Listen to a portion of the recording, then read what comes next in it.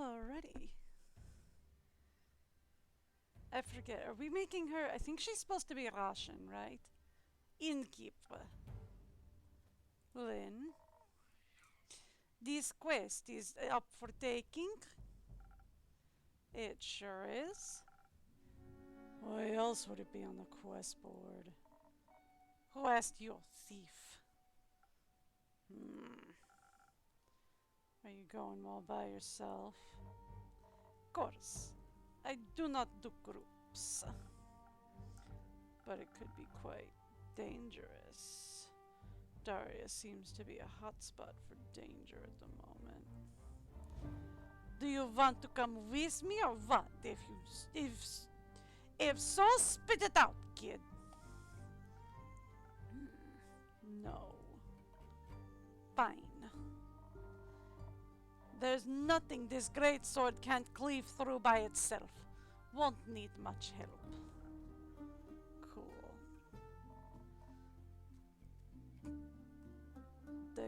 They always like that innkeep.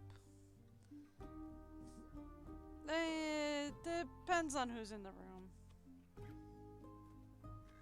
Yeah, worse usually. Thanks. There's not much to talk about. Gotcha. You know what they say. Actions speak louder than words. Right. But I suspect you don't like to be perceived, so I'll pretend like yours don't tell me anything. Can you stop psychoanalyzing me? Yes. No. Great. Not like you're right with any of your assumptions. You could always enlighten us. I'll pass. But I wouldn't mind another drink. You haven't finished your first one. Same as always? Yes. Something, you know, something for my aura. Gotcha. It's on the house this time.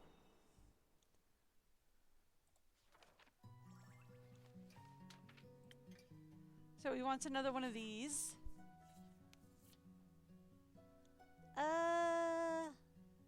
Yes. Another 1,000 wind will do.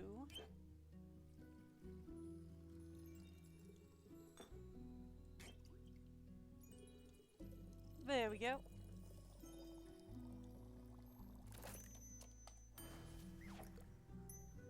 There we are. Enjoy. Thanks. That's good. Enough. Splendid. Alright. Alright, moving on. What about you, Lynn? I'd like to know more about the chasmscape that's the path to Dara. I mean, I haven't been there yet. Me either, actually. Really? Do you think I ever leave this tavern? 'Cause, like, I don't. What? Do you have any special insights that might be useful? Not so much about the situation in Dara itself, but bits and bobs I picked up over the last few days. Enlighten me. As you might have read, travel to Dara has become a bit of a hazard. Collapsing bridges, disappearing animals, nervous diplomats. Sounds like heaven for bandits. Among other things. Either way, I'll get that blue blood to Dara. Of course, how about a drink to aid with the undertaking? I thought you'd never ask. Any wishes? I mean, this could go either way. Depends on what truly is going down in Dara. Timing might be important. Being swift and smart about it. Evasion That's what you call it? I might have a good infusion with the feather of a golden loon. A what? Oh, a rare waterfowl. Legend has it the wind still resides in its feathers, which is why they lend you its speed. Ah, intriguing. Suppose it'd be great for evasion. If you add something for the brains to it too. Though I'd be dealing with a diplomat, so a little additional charisma might to get me on his good side wouldn't hurt either. Definitely doable. Alternatively, to be prepared for every possible situation, something to up my defenses wouldn't be too bad. How do you feel about traveling under the blessing of the dragons? I'm all ears. With a little citrion, your weapon strikes will be blessed. Great against any bandits or bridges. That sounds like something my Baba would have chosen.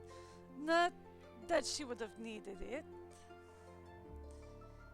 If the situation really is that dangerous, if the situation really is that dangerous, something that'd give me more protection would fit. If it comes with enough strength to strike back, that is. But being able to evade the threat by being smart and fast about it might be better. You know what, Innkeep? I'll leave the choice to you. You should know what you're doing. Let me think about it. Okay, so we have two choices. Either smart and charming or strong. She would probably... See, I would lean towards smart and charming because I'm more of a pacifist. But she would more lean towards defensive and strong, right?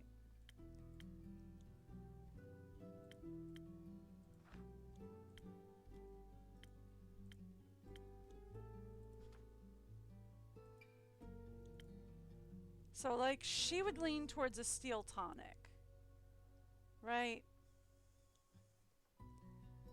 Defensive and strong with a citrine.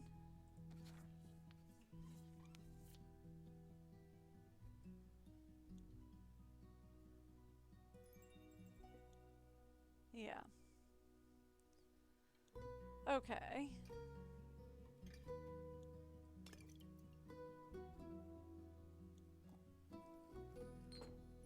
A little more defense. A little swift. And a lot strong. That's what she'd lean towards, right? Oh.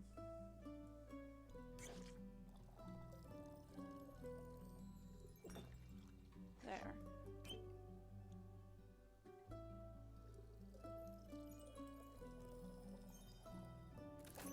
There we go. Steel tonic. One steel tonic coming up. May the dragons guide your way. May they. Ah, where are you headed? Daria, some diplomat clown is in need of aid. Needs some escorting of sorts. Hey, Innkeep! Is this escort quest is this the escort quest you've been offering? Yep. Bugging crap. I've been meaning to take that one to earn a little bit of coin on the side. Well, I've already committed to it. And what if I tell ye that I wanted the quest? Well, you ain't getting it. Simple. Could you stop me?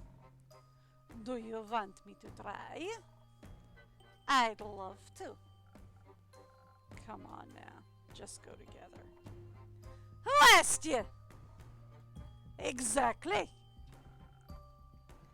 Your conversation is giving me a headache. The solution is as easy as it is efficient. Go together. One takes the big bads, the other takes the small ones. Either way, you're better prepared for a fight. And your defenses will be better.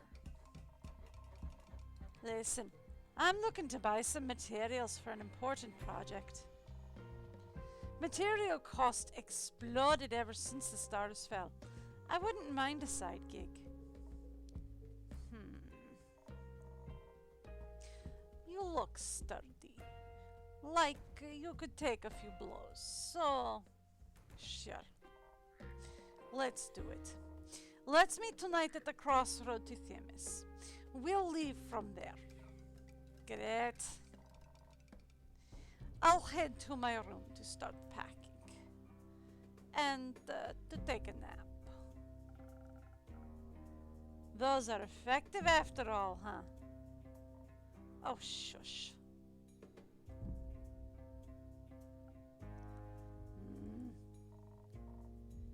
You're a brooding fella, aren't you? This is just who I am. I've met fellas like you before. You're the same. Often you've got to trust the truest hearts of gold. Can we skip the sincerity? My headache is bad enough. Oi! Innkeep! Rhea. Kyle keeps talking about fireworks. He's still oblivious about what actually happened. Lucky the fools. Luck's with the fools, they say. For many, it'd be easier if it had just been fireworks. He keeps blabbering about that letter. Oh, am I finally going to open it? Have you opened it yet? No. Dreading what might be inside. I just didn't have the time yet. Suddenly your lines don't sound so empty anymore. Don't think too hard about it. Think about what? Nothing. Of course not. I didn't mean to pry or anything, even though I'm very curious by nature. I'm back. Aren't you so happy? Good for you. I would agree.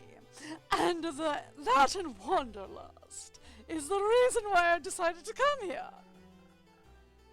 To the tavern, to Zenith, to adventure! Woohoo. Thank you! I've come to inquire whether someone has already embarked on the quest to escort my dear friend Adalia. Very much so. She's sitting right here. Where? Oh, how rude of me, of course. Hello, brave adventurer. That is enough. Hello, brave Rhea. You're the one who's going to escort my friend? Along with Lynn. That one. Oh, Selin! Phenomenal! I'm beyond thrilled to learn that my dear friend is going to be in such capable hands. Though, I have been wondering. Come on, spit out. Could I perhaps join? It's totally alright if not, but this diplomat is a very dear friend to me, and it feels like my duty to aid him. Can you even fight? Well, I can talk. Very well, in fact. I can fight with my words.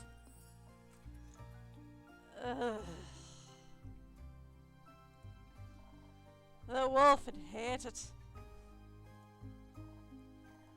It's a sure thing. Come along, lad. I'll show you some tricks. We leave at midnight. Really? Oh, how exciting. Come on. Come on, let's go. Ooh, how the tables turn. How turn the tables. Oof. Sometimes the lines, they're a little messed up. Me going on a very dangerous and important quest instead of merely reading about it. Seems like you're on the right path for your hero's journey. Indeed! All the stories I'll have to tell when I return, innkeeper. I can't wait. Farewell! See you soon! Goodbye! See you soon. Hope their quest goes well and they don't run into anything unexpected.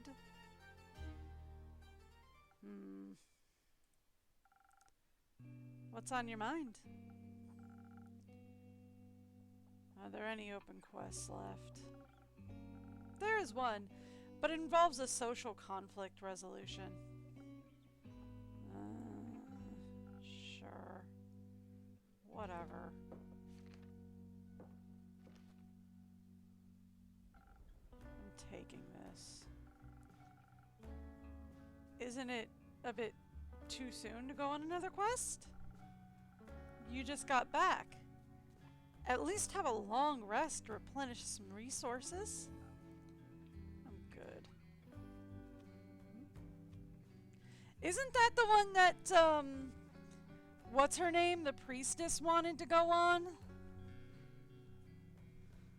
The priestess was insisting on going on? Miss, oh my god! Wanted to go on?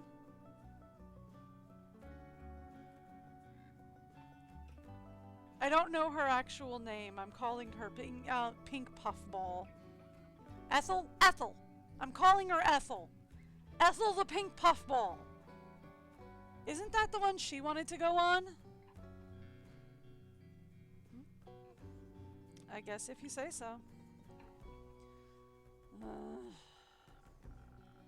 I already paid you with a story today. So get me one of those quest drinks. Something with a little more violence. I don't think I'll be doing that. Oh, hey, Fable. Hi, Innkeeper. Hey, Fable. I guess we should make Fable that kind of, oh, hi. Hi, Mal. Hi. Yeah, never mind. Would you like a drink? Well, actually, I'm here for a quest. Well, Archie told me there was still one left, and I wanted to ask if I could take it. Good question, Fable. Aura? Aura?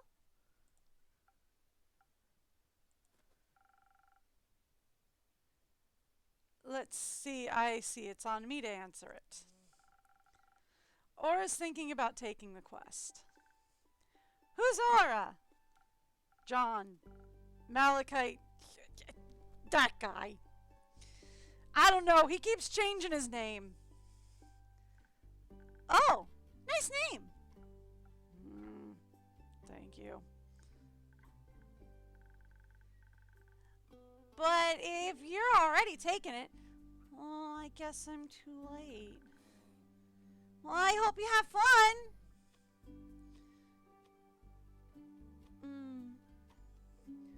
Why don't you two go together?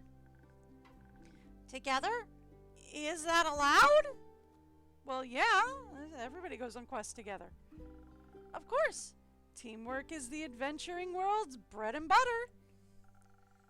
Most heroic deeds are not done alone. Well, life would be very lonely that way. It would be, yes. So you should go on this quest together. Right, Aura? Wink, wink. Combine your individual strengths to solve any problems better than you could alone. You know, just like you just suggested for Rhea and Lynn. And you would get to know each other better in the process. It's a win-win, right? Laura, what do you think? Would you be okay with that?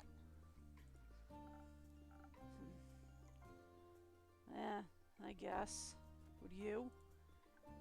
I think so. It sounds fun. Cool. It's settled then. You'll go together. Well, if I can ask, what exactly is the quest about? Archie only mentioned that there was one. It's simple. Baya's worried because the Banshee of Lonesome... Oh, okay, so this isn't that one. She's already off on hers. Oh, okay. So this is a relationship healy thing. Baya's worried because the Banshee of the Lonesome Lagoon and the Mari Morgan of the Ashen Grove aren't speaking to each other. She fears the end of their relationship would also mean the end of her friendship with them. Oh! Baya's friends with the Mari Morgan? Best friends. So we need to talk to the Mari Morgan and the Banshee. What an opportunity. I always wanted to come face to face with the embodiment of sorrow. Do you think that's scary? No. You know what's scary? Failing relationships. Social fights are the most dangerous kind. Well, I find them less scary than wrathful spirits. Seems like together your fears will cancel each other out. I don't know enough about math to dispute that. Speaking of math-ish, how do you two want to approach this? It's not an easy task, so we should be smart about this. Do you have any of those Fey crystals? The ones that make you fade into the shadows entirely? Sure do. Good. I suggest you mix those with a hefty dose of intelligence. Then we can turn invisible and come up with a clever ruse to make them fall for each other again, without them ever knowing it was us. Do you just want to avoid social interactions? Maybe. Or maybe I just remember how well being invisible served me last time. Fair enough. Oh, I don't know. I feel like they should talk about their feelings. With you, Fable. It's usually better in a relationship if you talk it out. What if their feelings are that they never want to talk to each other ever again? I mean, if that's the case, then that's the case. And they should at least talk about it. Then they should talk about that too. Yeah, exactly. That's not the point of the quest. Well, I think it is. Oh, we should face the problem head on instead of trying to find a way to avoid it. This is a relationship problem. You do face it head on. I'm sorry, but like being sneaky and trying to like manipulate the situation is not going to help a relationship. I know it's a game. I know either is probably going to work out just fine. But like realistically in a relationship, don't try to sitcom the thing. Don't try to sitcom your relationships and try to be sneaky and, oh, we're going to set up this big elaborate ruse and catch you in whatever. And no. Just open and honest communication, please. It works out so much better in the end. Okay, sorry. Relationship advice with Orchid over. All right. So maybe for this one, a charismatic approach would be the better choice. And maybe Innkeeper Clay mentioned you have some thunder sage. That might help us inspire other people, right? Correct. I'll admit it works a little differently for everyone, but I have no doubt you'll figure it out. Speaking of Clay, he wanted me to tell you that he and Tia will make it back in time for the barbecue. Really? Oh, that's amazing! Aura, you should come too! We're having a barbecue at Ashen Grove Elf Settlement on the 31st. Oh, it'll be great fun, I think. I don't think so. Oh, well, all right. I have to get back to Rufus at some point. He'll need his wool cut. Speaking of Rufus, if you're here, Fable, where's the sheepfish? Oh, Melina picked him up. She said she'd bring him home so he has to spend less time alone. Great. What's wrong? I told her exactly what kind of food to give him in case he gets hungry while they wait for you. No, it's fine. He likes her. They're a good match. Anyway, we should hurry so you don't miss your barbecue. Oh, you're right, Innkeeper. Can you help us pick the right approach? Either invisible and intelligent or charismatic and inspiring. Oh, I trust your expertise. Let me think about it. Fun fact, my husband absolutely loves that voice. He thinks it's adorable. When I do that one, he thinks it's absolutely adorable. Okay, so we want something with high charisma.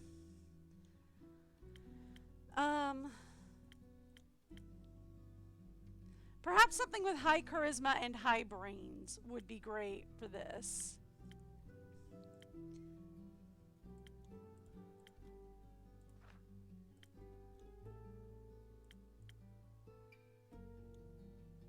It has to be at least 3 charisma. But I'd also like it to have something for brainy head as well. Sunny Breeze is perfect.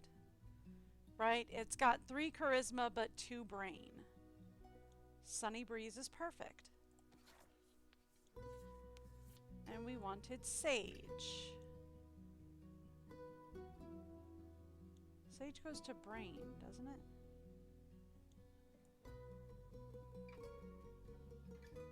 That is Sage, right? Yeah, that's Sage. Yeah. Okay, give me a little Swift.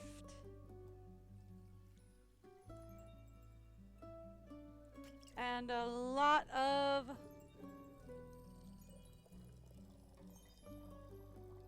that. One Sunny Breeze coming up.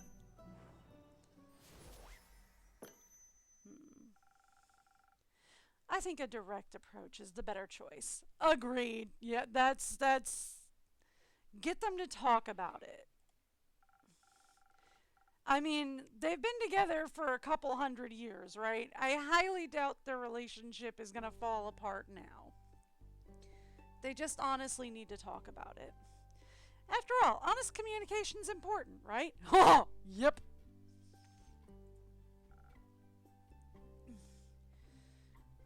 Would you say so? Very much so. And you? Well, I think honesty is the best approach to any situation, well, including this one. Agreed. Well, I think the only question left is, well, where should we start? The Ashen Grove is closer. And you already know where to find the Mari Morgan. Oh, and you already know where to find the Mari Morgan. You do. Yeah, I encountered her before. So she'll remember you. Useful. Well, I hope not. Last time she tried to drown me. Oh, I see. It was pretty embarrassing. I know the way to the Banshee, too. Might be smarter to start with the one further away. Work backwards and all. Well, that makes sense. Let's do that! Good. But we should prepare first. The journey to the Boris won't be easy. Oh, you're right. Oh, we should leave tomorrow morning. We should.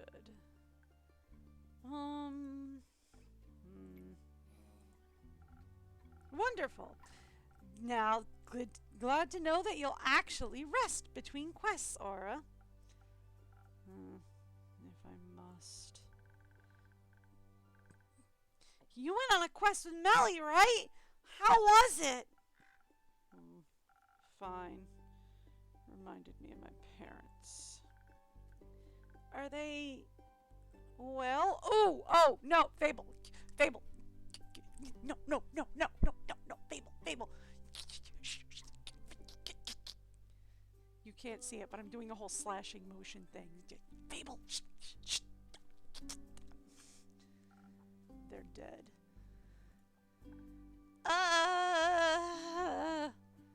Burned to death. I tried to warn you. I'm sorry. That's horrible. That's life. It shouldn't be. How old were you when you lost them? 7. Oh, wow.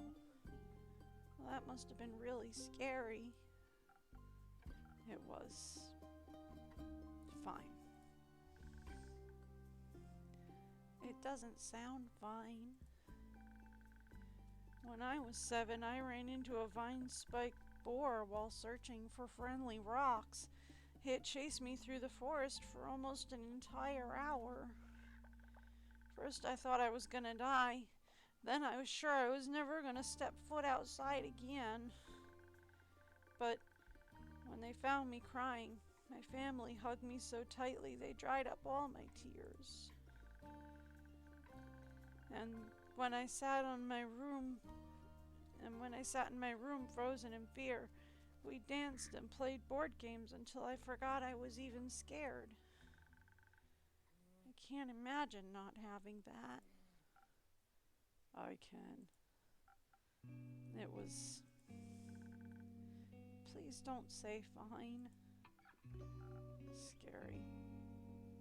Really scary. I waited at home by myself for 2 whole days. I thought the shadows were going to eat me at some point. And when I was finally brave enough to leave, it was too late. I know it wasn't your fault. You know it wasn't your fault, right?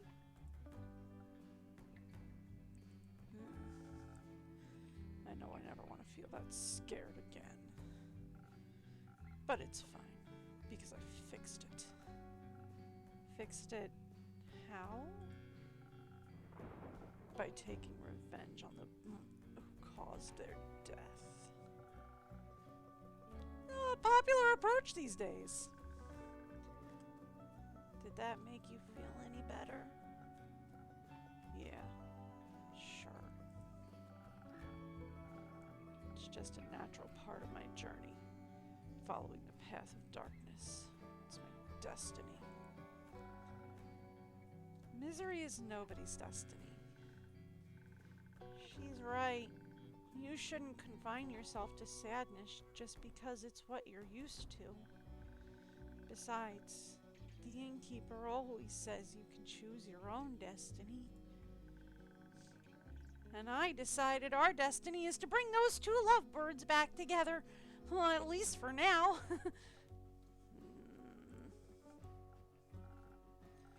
I think I need to go prepare for our treacherous journey ahead.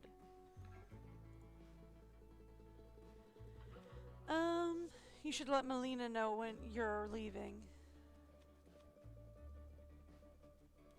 You should let Melina know you're leaving. She'll be worried senseless otherwise.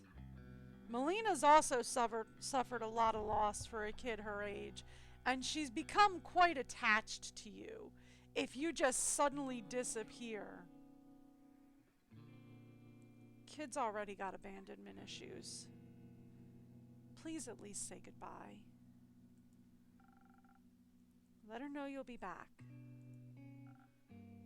I might not be. Don't be like your parents. Whatever. Time to go.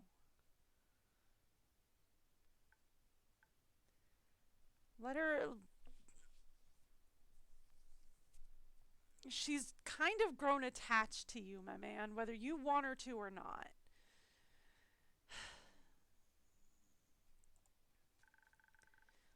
Do you think I should go after them?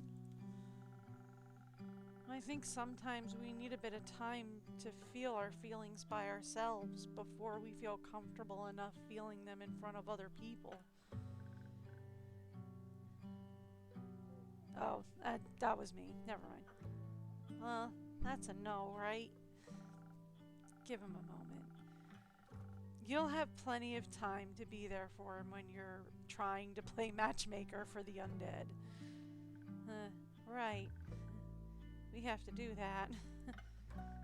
Which is fine. I'll be fine.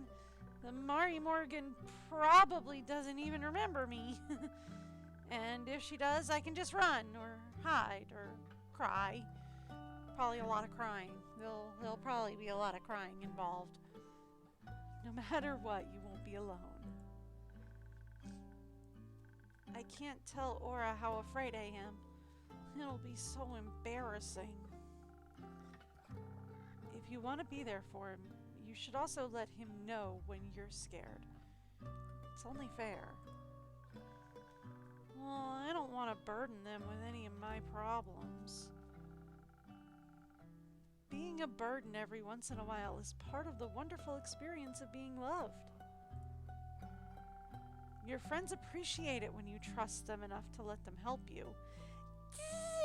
Not entirely sure that's how it goes with Aura, but I get your point. Because when you care for people, you're willing to put in a little work to make them smile. True, relationships are work on both sides. I know, I said I was going to stop with the relationship advice, and yet I haven't. Whoops!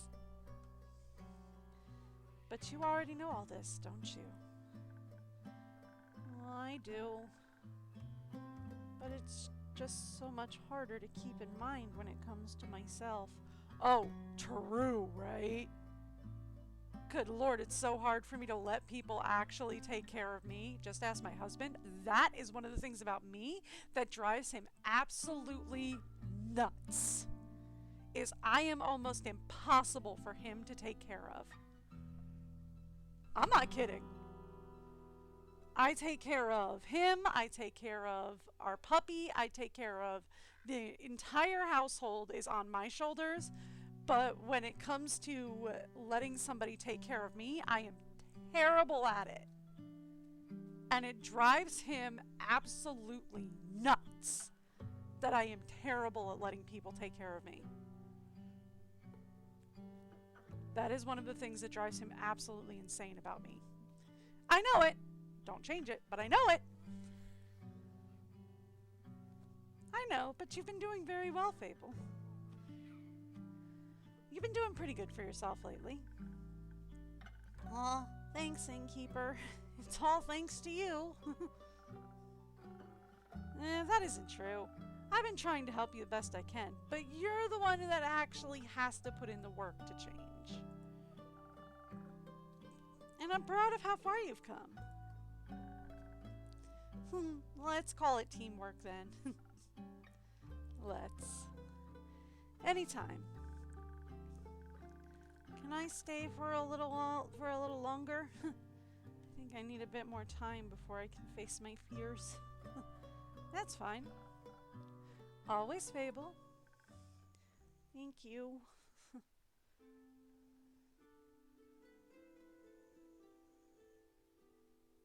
Ah, Lynn, you're back. Morning. Well, it's not morning. Did I sleep that long? No, it's still the same day. That makes more sense. I'm turning her very Irish, and she's not supposed to be Irish. She's not Irish. Ray is Irish. Not morning, Elfie. Not morning. How'd you sleep? Well, it's the W that helps me with this one. Soundly. Feels like I haven't slept so well in ages. Archie said you're going on a quest.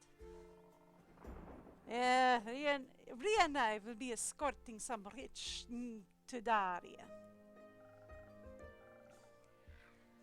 Be a little nicer, please. He's Archie's friend. Sorry, we'll be escorting some rich idiot to Dari. He's Archie's friend, I see. Oh, that's why he was so excited. Cause his friend is leaving. Must be really important, be really craving some peace and quiet. Oh, no. He's excited because they get to travel together. What? Well, he said he's coming along. Since when? Maria invited him. Great. Is it too late to back out?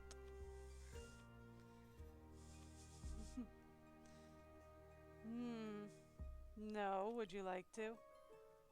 I guess. Then feel free. Ria is going to eat that kid alive. And I'm a woman of my word. If you want me to tell you that you have to do this, then I'm afraid you'll have to make that decision yourself. Fine. I'll need another drink. That would be rather difficult. I already gave you a drink tailored to your quest, and my boost shouldn't be mixed so irresponsibly right before an adventure. So I'm just supposed to deal with this headache myself? Yes. Very helpful, thank you. You're welcome. Well, do you think something exciting will happen on your quest? We'll see. I've got a good feeling about it. You reckon I'm gonna meet another guardian? Maybe. Would be fun, right? What kind would you like to meet this time? Not sure. I feel like I already met one I was looking for. What could be greater than trekking a Wyvern Chimera? Oh, you're right. Oh, I think it means it's time to befriend the Realm Keepers now. Wouldn't that be something? Which one would you like to meet the most? Gaia. Can't think of a greater honor than that. You? Gaia as well. And I feel like I should pick someone else for balance. Cassiopeia, maybe? I'd love to ask her how she's doing right now. Maybe give her a hug. You'd be the type to give a dragon a hug. What does that mean? That you're very lovely, I think. Something like that. So, fellow dragon enjoyer, who would you pick? No repeats. The first dragon, the origin of everything? Tut, the dragon said, I don't know! I don't know.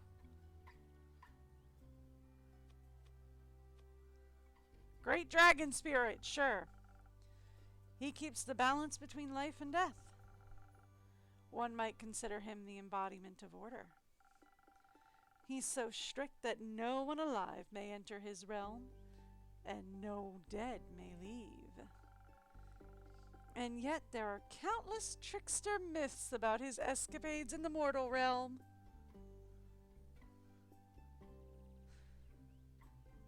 Okay. Sorry, got distracted by a family that walked by my window, and a little girl was dressed like Elena from Avalor. It was just cute. Anyway, sorry.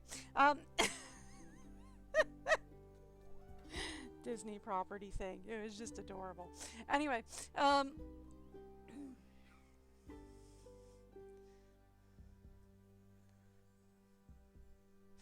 local elementary school probably just let out. Oh no, half-day kids probably just let out. Local elementary school probably let out their half-day kids. So, it's just adorable. Alright, so this guy sounds interesting, right? He likes order, but he's also a bit of a trickster and likes a little bit of chaos here and there, so he does sound kind of interesting. I enjoy that duality. Yeah, I get that. I get that. Sounds kind of like my mom, actually. Loves order, bit of a prankster. Sounds a lot like my mom, actually. Okay, this is actually appropriate because April Fool's wasn't too long ago, but like, my mom used to run an at-home daycare service, right? So she used to work from home. So we would come home from school on April Fool's, and since my mom would have been working from home all day, we would come home to all kinds of pranks having been pulled around the house. Beds short-sheeted, all sorts of stuff. Because my mom is the prankster of the family. So if you left my mom alone, she would mess with you. Fun family story. Every once in a while, my family had this old camping tent. We didn't go camping anymore, and the tent had a giant hole in the ceiling anyway, so we couldn't use it outside. But occasionally, my parents would let us set it up in our living room, just for fun. And when we did, my dad would always pretend he was a giant bear, and he'd come around and roar and shake the tent. And it was fun. And my sister and I would always joke that we were going to make bear soup out of him. So my mom got clever and cut up a bunch of vegetables and put them around the shower, put them around their shower in their bathroom. And then she turned off the cold water valve to the bathroom. So that when he went to turn on the water to take a shower, it was hot water only. And there was a bunch of veggies scattered around. And she said, well, the girls said they wanted to make bear soup. This was my mom, okay? My mom's a bit of a prankster. I'm not kidding. My mom's a bit of a prankster. So, yeah. I grew up in a bit of a prankster family. But yeah, my mom was also, she kept the house orderly. She kept everything running. She kept everything moving on time. She was also the kind of person that if you are late, if you are on time, you're late. She would, I kid you not, she would leave you behind if you were not in the car on time. If you were not in the car, if she said we were leaving at 2 o'clock, if your butt was not in the car by 2 o'clock, she would leave you at home. It happened to every single one of us at least once. Every single one of us. She would do it because she was always very precise, very orderly, very on time, but she was also so much of a prankster. Oh, yeah, that's it. It sounds exactly like my mom. Fun. I hope the dead never get bored with him. That'd be nice. But I suspect your quest will have its merits, even if you don't meet any of the realm keepers. Well, that's true. I bet you and Ria will have a lot to talk about, and you can teach Archie more about adventuring. I'm not so sure about that. Well, you're a great teacher. I've learned so much from you already, just by being your friend. Like how to say what I really mean. I'm still working on it, obviously, but I feel so much better than when I'm being honest about what I want. Sorry, voice. Woo. You've been getting a lot better at it. Thank you. And Melly loves practicing with you too. Oh, she says she wants to ask Rhea to build her a great sword of her own. So, a regular sized dagger.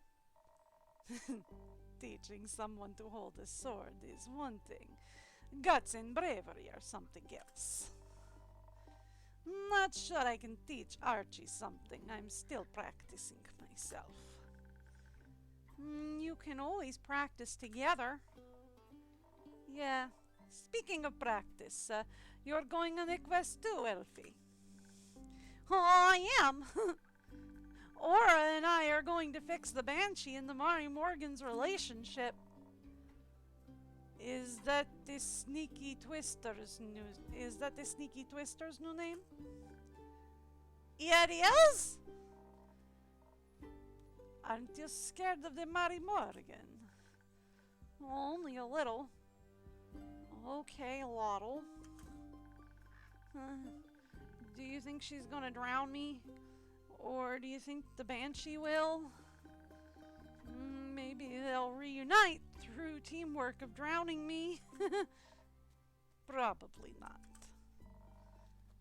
I think you'll probably find some wacky as heck solution that no person in the history of Dragonkind would have ever thought of.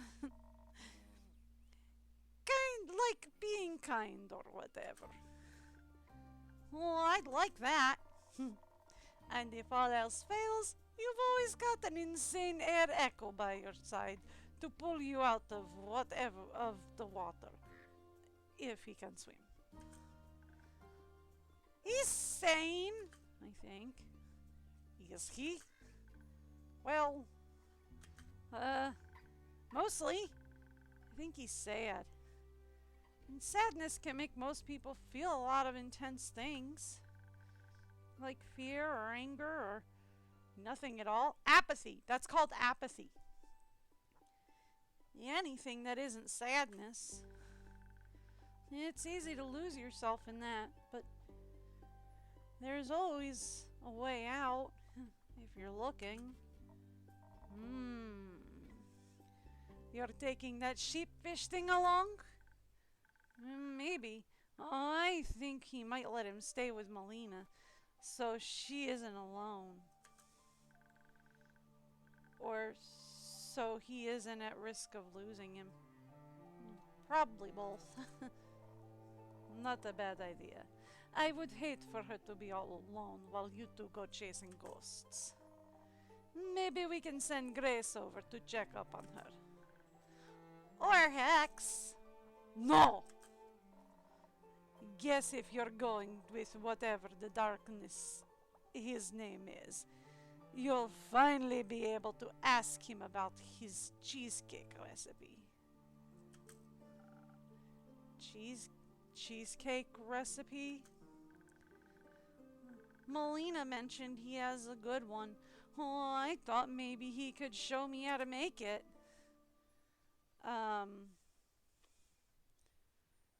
That sounds like a great idea. I love cheesecake. Ask him. You can use my kitchen if you want to. Really? Well, that would be amazing, as long as I get to watch. I love a good cheesecake. Although I do get really finicky about my cheesecake.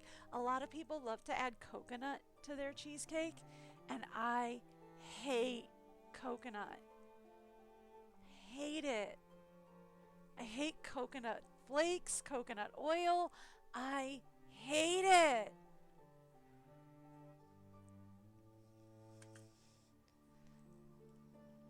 That's why I get really fussy about cheesecakes. A lot of people love to add coconut to it, and I hate coconut. Well, I'll ask him. Maybe. Andu will be waiting for you. On a completely different note, Lynn, what happened to those undead snails you wanted to check on? Well, they're slow, ain't they? Still got a little time to stick around. So, you say you'd like it here? It's not bad here. Thought maybe I'd even bring my cousin a souvenir. Hands off my trinkets. I ain't that Echo. I'll get her something from the market or the elf settlement. And maybe I'll bring you something back from her farm, Elfie. You mentioned you'd love to try planting some ghost berries? Oh, she went very French there for a minute. With the berries, yes? She went very French. Oh. Either way, I'll stop by sooner or later. I don't want to risk her turning into a werewolf and moving house. Yeah, that would be bad. Yeah, that would be bad. No, but seriously, if any more of my family members turn into dragon-forsaken werewolves, I'll be joining the Van Helsings. Still don't know if they kill werewolves. Don't care. Do you think I could come with you? Well, when you go, I mean. I could gather the ghost berries myself, and I know a lot about snails.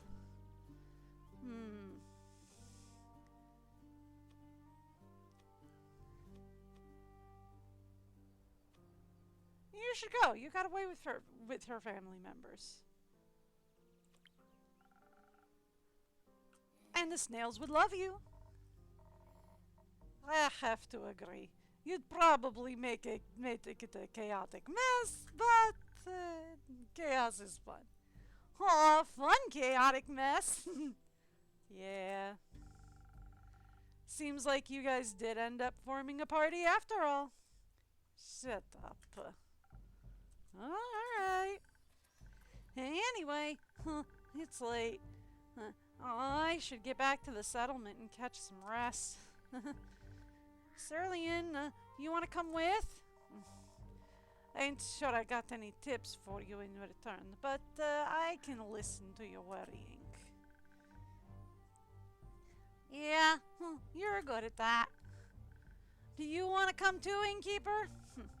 I'm afraid Andu doesn't do well in civilization. Or alone. Especially not alone. But I'll be eagerly awaiting your stories. We'll return with plenty. I'm counting on it. Good night, Lynn. Night, Fable. Night. Good night. I gotta close up shop anyway. See you guys in the morning.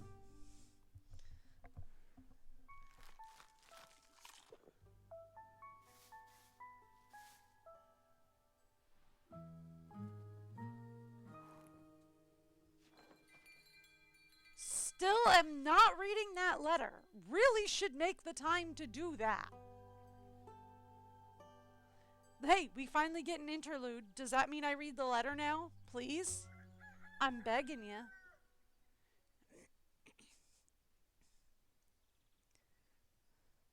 Hi. And hi. Oh, she's definitely another, oh my god, type of personality. And he's gonna be kind of like a surfer dude, right? Phew! Oh, we took the right path. Who said we can't road trip all by ourselves? Maybe she's more Jersey girl. We're gonna do the Valley girl. I'm better at that. Liam did, I think. I think that was perhaps a rhetorical question. Whoa, dude, didn't see you there. What's up? The sky last time I checked. It better be. It'd be very confusing otherwise. Very true. Is this your crib? Wow. It is indeed. Welcome to the Wayfarer's Inn. With whom do I have the pleasure of speaking? Polly Geist. And the goodest of boys, Scott Howell. And together we're the Prank Masters! Oh my goodness, they're YouTubers. Oh, they're content creators. Okay, here we go.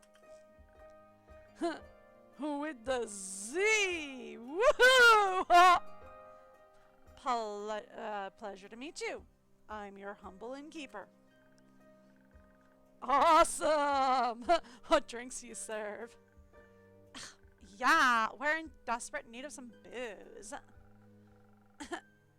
I'm sorry to disappoint, but I don't serve booze. What? Why? The age rating system is quite harsh on such things, and I've got to keep the place open somehow. I feel you. We've all got some burdens to carry. What else have we got? Magical beverages that can enhance your abilities. It's even rumored they might influence your fate.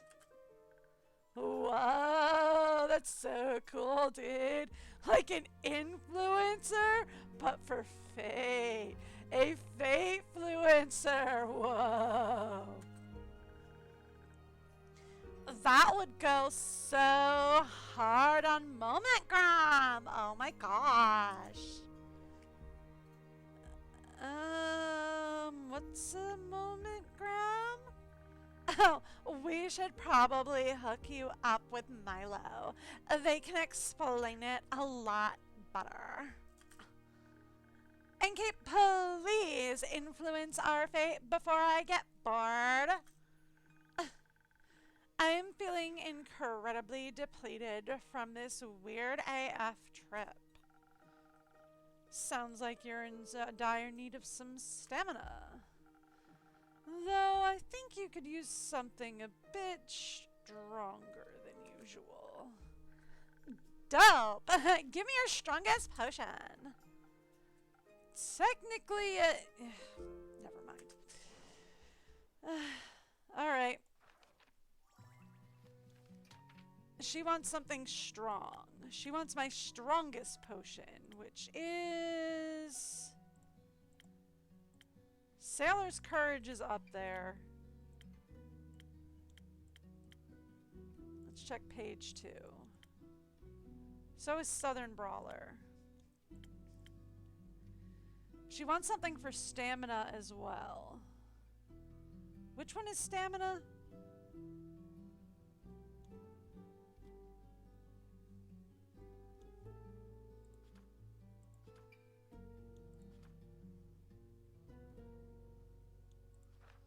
But no, like, which one of these is stamina?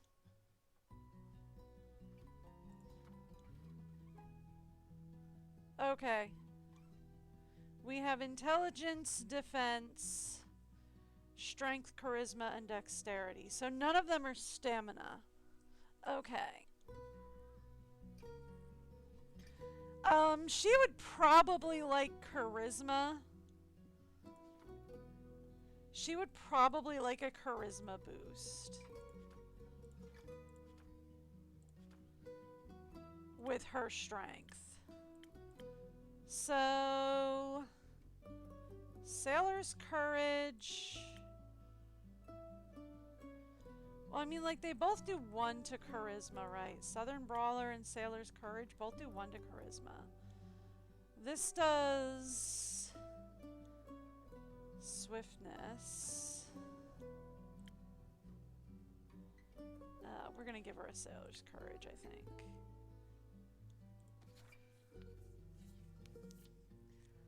Shallst we enhance it?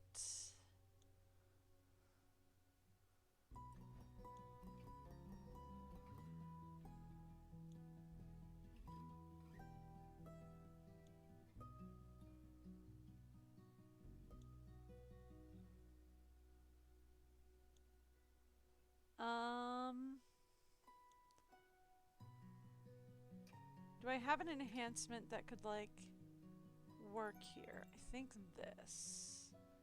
Not really, no.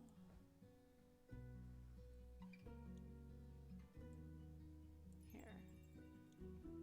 This one. There. And then give me a little charisma.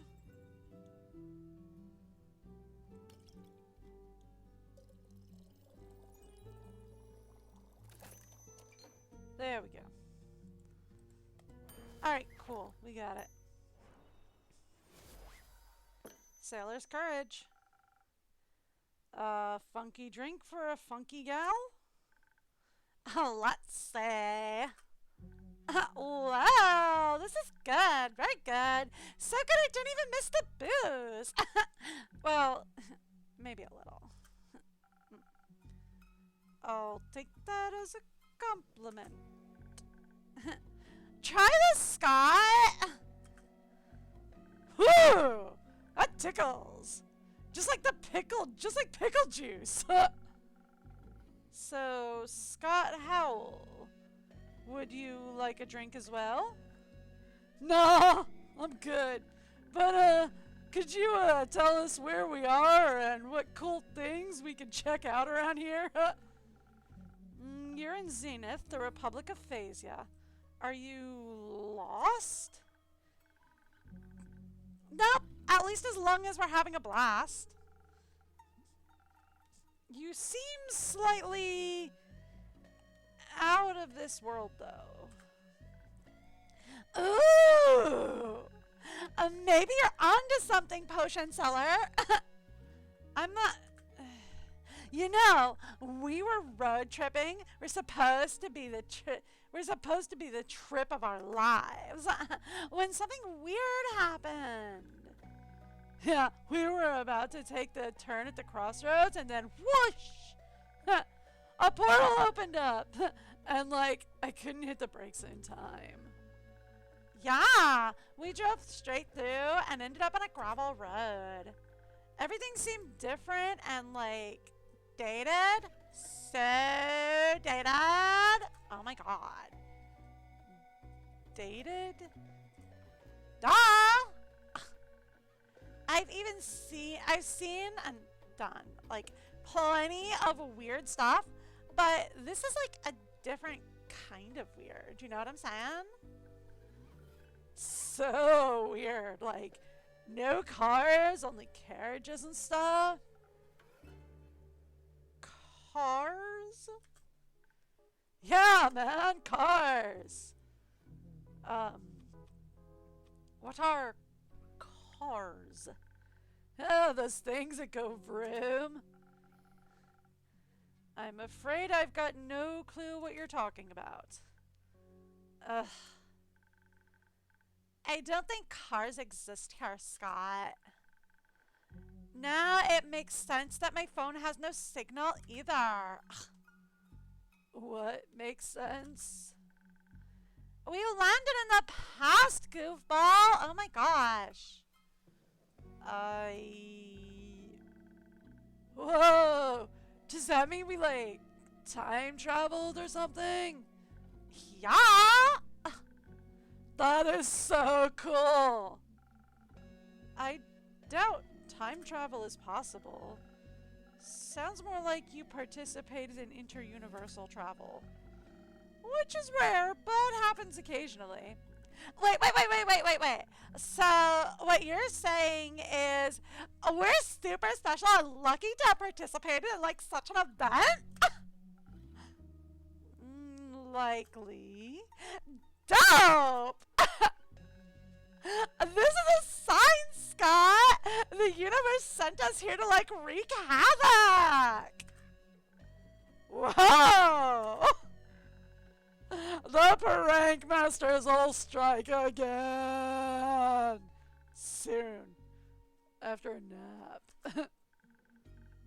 Can we take a nap, Polly? Ugh, good idea. Hey, Funky Magic Mystery Pal, you better get to writing that tour guide. I'll see what I can do. Good, do you, like, have a room for us while we're at it? Of course. I've got a room upstairs. Just ignore the scratching sounds and the leaking water by the iron door. Don't worry, we've seen so much worse than that. We've got plenty of experience with sea monsters. Always hyped to meet more.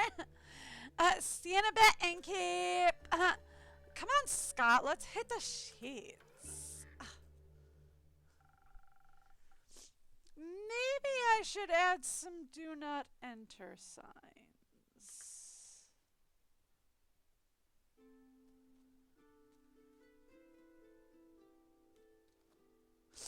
Hey, Baya, how's it going? Hello. Glad to see you, Baya. Thank you for having me now. Is your friend dispute still ailing you? Yes, still so lonely. Lonely. I came to ask, have you sent someone to help my friends? I did, actually. You did? Yep. I sent Fable and Aura to solve the dispute. Oh! Let's hope they'll be friends again soon. So we can have tea parties again. And I can stop being lonely. At least people are visiting my spa. That's good. Thank you for handing out my coupons.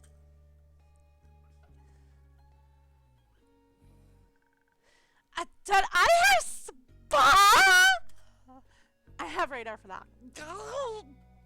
Yes. Does that sound like something, Scott? Doesn't that sound like something, Scott? Whoa, I love spa things. Nah, you're our tour guide, sweet ball creature. Tour guide? Do you want to visit my spa? These two are Pollygeist and Scott Howell. They're currently looking for entertainment and a way back home. But entertainment first, obviously. It's getting incredibly boring here. No offense, Funky Magic Mystery Pal. None taken. Where is your home? In a portal or something. Yeah, we came through a portal, which is in itself pretty rad. But we've had the medieval tavern experience and all. It was good while it lasted, but like it's totally time to move on. Move to my spa? Something like that. Which makes me think, Baya, do you think you could help them find a way back home? Of course. Oh, you can do that. But first you have to visit my spa. Nothing easier than that. I'm in need of a facial anyways. The air here is so dry. Ugh. My bog water is especially moisturizing. Wait. Does that mean we get to go skinny dipping in some hot springs? Oh, yes. Absolutely. My hot springs are the best. Cool. So, a pit stop at your spa and then a road trip back home. You're joining us for the ride, sweet bog creature. Please say yes. We'll see. First I'll show you the portal and my spa. If you bring them to the portal, you can take a ride with them through it. Might help you with your loneliness. You think so? Yeah. No one's lonely with on a ride with the prank masters. I'll think about it. Which portal do you want to take? The one through Avalon full of dreams and forests? Or the one through the Twilight Chasm, a place full of dread and weird fishes? Oh, the Twilight Chasm sounds spooky. I love spooky. I love dreams. They're so weird. I like that dream one. I like that one dream I had where my own dad. Where should I lead the innkeeper? Oh.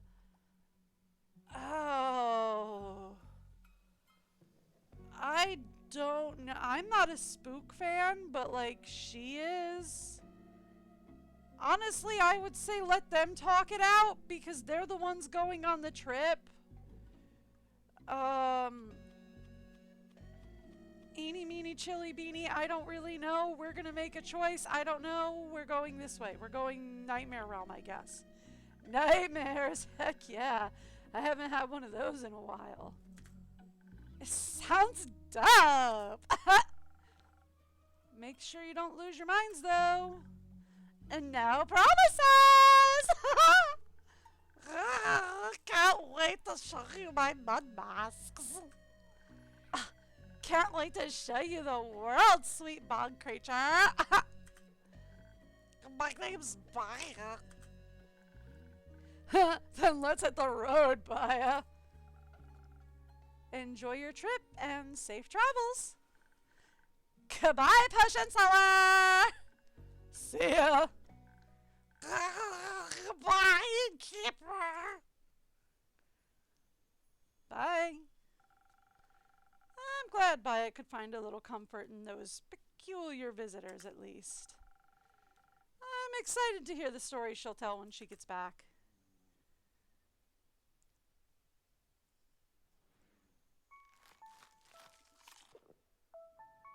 That was it? Well, that was a quick day. And I still did not read the letter. Still did not.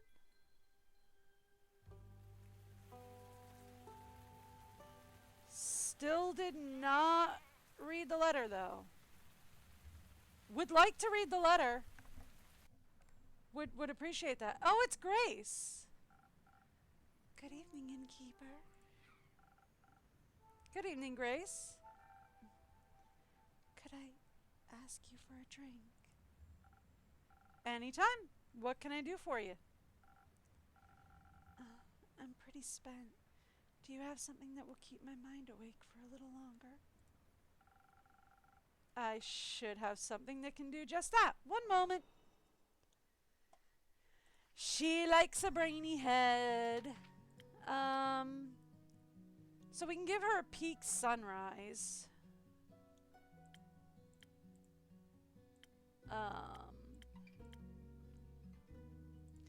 What else do we have for the brainy head? We sparkling nebula. So peak sunrise or a sparkling nebula?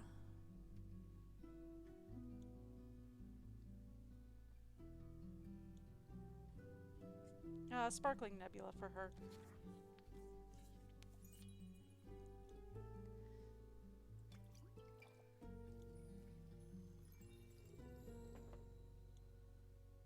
Okay.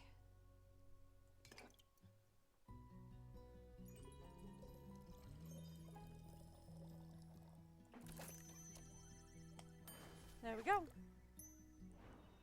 One sparkling nebula. A drink for the mind and soul. Enjoy. Thank you. This is just what I needed. Why are you still so tired? I thought you were done with your thesis. I am, which also means I need to figure out what to do next. The possibilities are endless, but not boundless. So considerations are a complicated endeavor. Have you considered a break? I have. Say, innkeeper, if you had forever, what would you do with it? Never thought about that before. I like being an innkeeper, so I could just keep doing this forever. It's relaxing and safe. I get to meet the most wonderful people and wizards all day. Forever is a really long time. Isn't there anything else you'd like to do?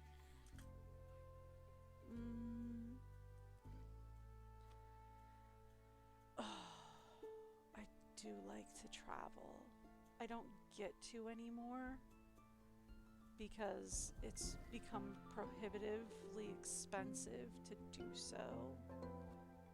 But I do love to travel. On the other hand, I'm quite content with my current existence. Really? Where to? Anywhere, really. See the world, the forests, the seas. Stop by each of the 5 interplanar portals and see what all the hype is about. Would you go through? Not sure. I was thinking more about having a picnic and a conversation nearby. Maybe a nap. I could rate them by which fruits grow around them. Now you're making me curious. Will you send me your studies? You'll be the first to know. What would you do with immortality? I would learn everything there is to learn.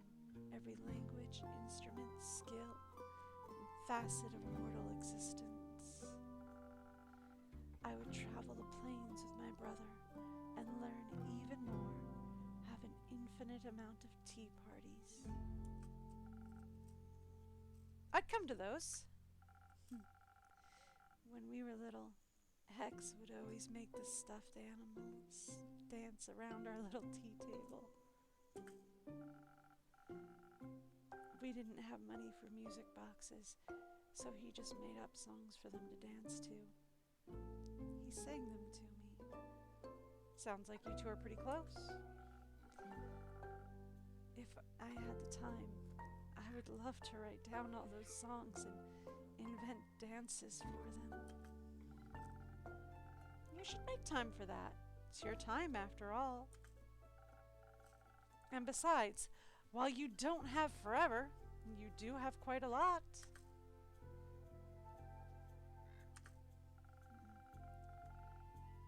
An elven lifespan is nothing to scoff at, even if you only get half.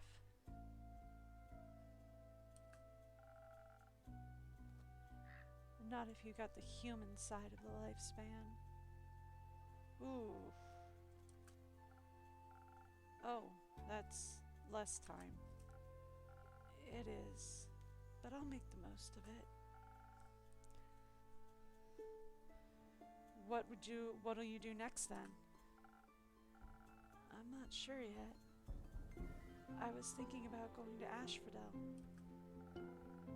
the capital of Megasuri. I heard the libraries there are 60 stories tall, and the rivers float through the sky in an exuberant display of mana. Sounds like paradise for someone like you. Yes, but Hex really wants to stay here. He likes Phasia, Zenith, the Ashen Grove. I think he likes how quiet it is, if you would believe it. I don't think he'd like the bustle of it all. You could just go without him. There's a Morsian embassy in Zoford. Their teleportation is expensive, but reliable. I don't think he wants to go back to Zoford either, and I don't want to make him. He could teleport himself then. He really shouldn't. It's quite a long distance, and he's always been awful at teleportation. He could take a ship. I appreciate the effort, but I don't think a ship would help make the distance acceptable to him. He's always going to follow me, no matter where I go. I think he doesn't want to miss out on any adventures or celebrations. Or funerals. You can just tell him you want to go alone. But then he'd be alone too. Just talk to him, Grace. I don't want to spend our time together fighting. I just don't want him to spend it mourning me either. Okay, so her brother has so they're both half elf, half human, but her brother got the elfin lifespan and she got the human lifespan, which means her brother is going to live twice as long as she is, it seems. So her brother is spending every single second he can with her because he knows that he's going to lose her really soon. Well, for him, really soon.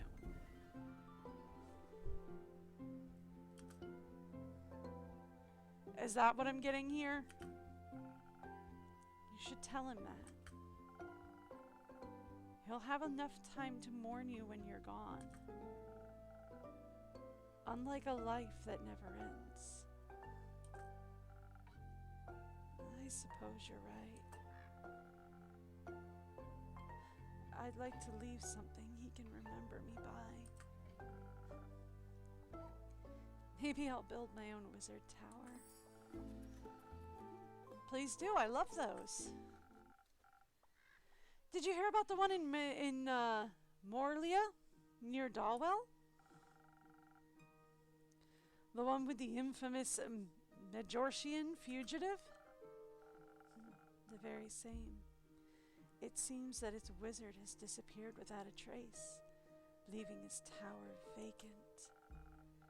I've always wanted to stop by for tea, but I don't want to be rude and intrusive, so I haven't. I wonder what he left behind. I'm sure it's a collection of fascinations and impossibilities. Could you just teleport in to check?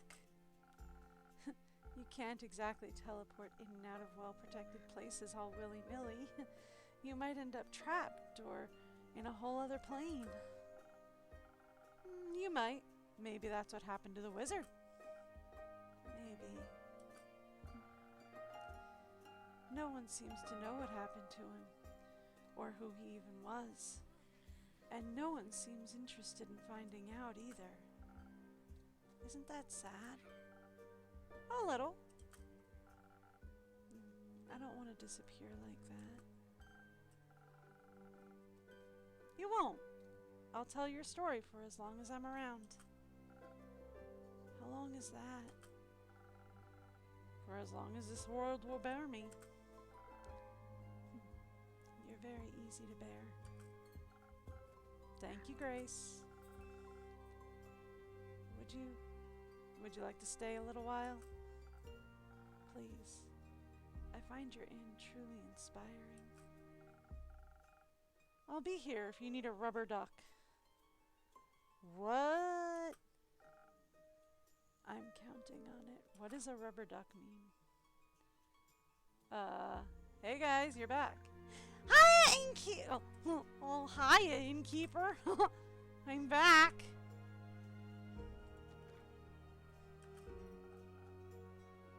Hiya to you two. A drink, please. Or two, actually. Sure thing. Actually, what name are we on right now? Well,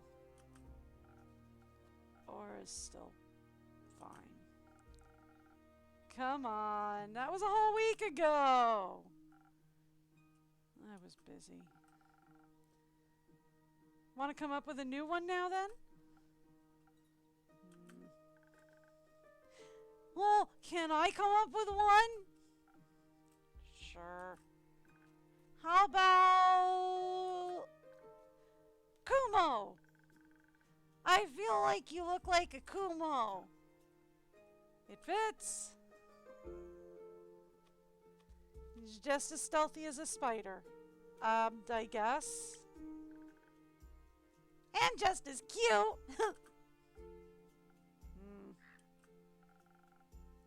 I'll take your word for it. Our drinks. Can we get them now? Of course. What do you like? Something sweet. Bubbly, maybe. Really? Interesting. Interesting change of pace for you. If you can find something like that. You know. Sure. I'll see if I can find the words you're looking for. Interesting change of pace for Mr. Brooding. I mean, I know it's still he wants charisma, but the way he's phrasing it, he wants something sweet and bubbly. That's not usually how he phrases it.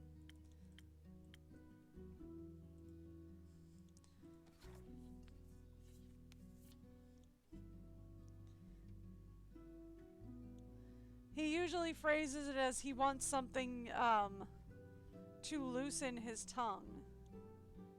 Is how he usually phrases things.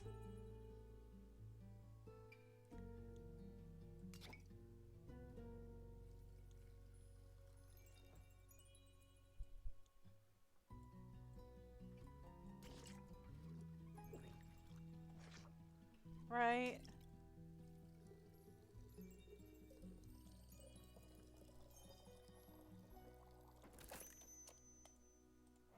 There you go. One sunny breeze. Liquid charisma for those in need. Maybe you should try it then.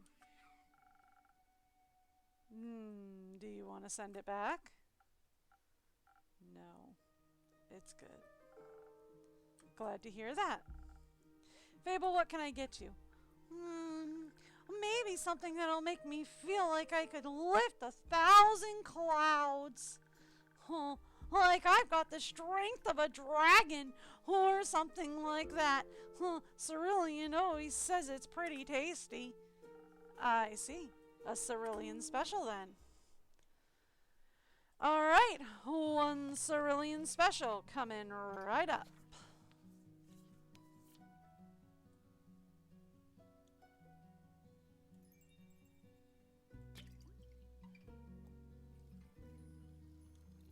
I don't think I can actually do that with this one.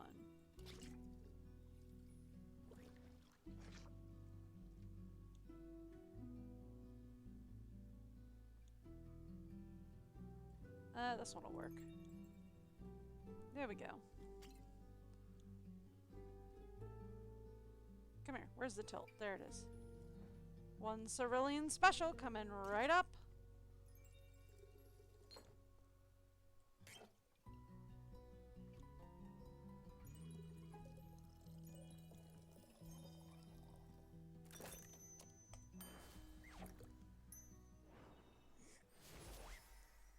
There you go. One cerulean special. How about something different? Oh, I thought that was a cerulean special. I mean, it's definitely different.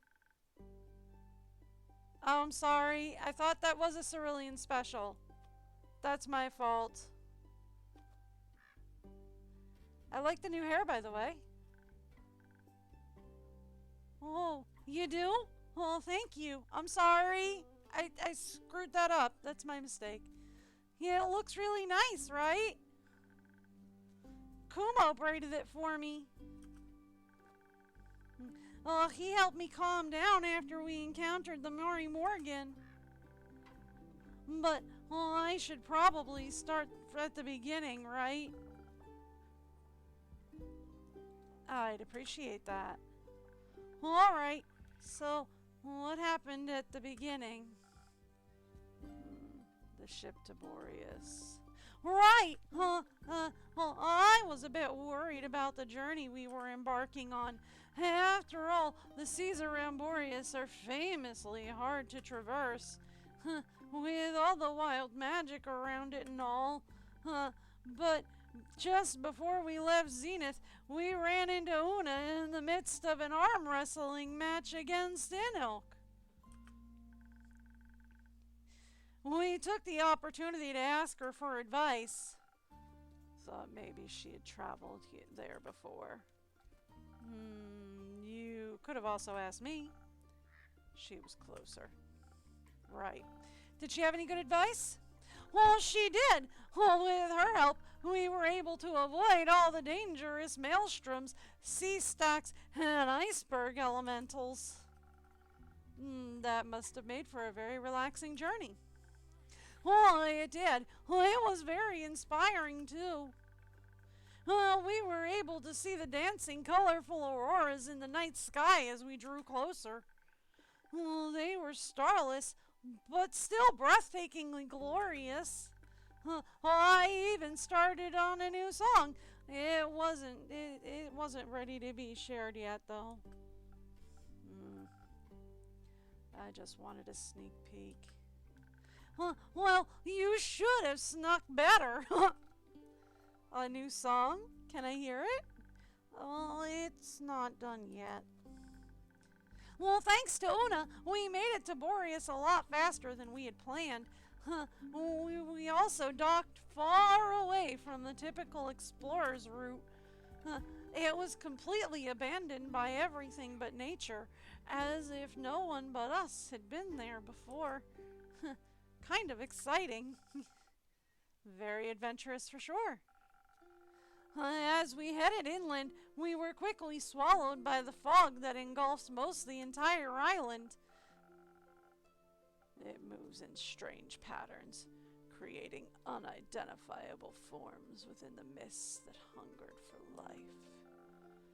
The thickets rustled as we walked by, whether moved by wind or creatures we couldn't tell. The trees were shaped strangely, with shimmering portals forming in their empty husks. Our own quiet breaths were often interrupted by the shrill, shrieking sounds that seemed to come from right above us. Sounds like the cry of a banshee. It was almost idyllic. Or scary. Oh, it was mostly scary.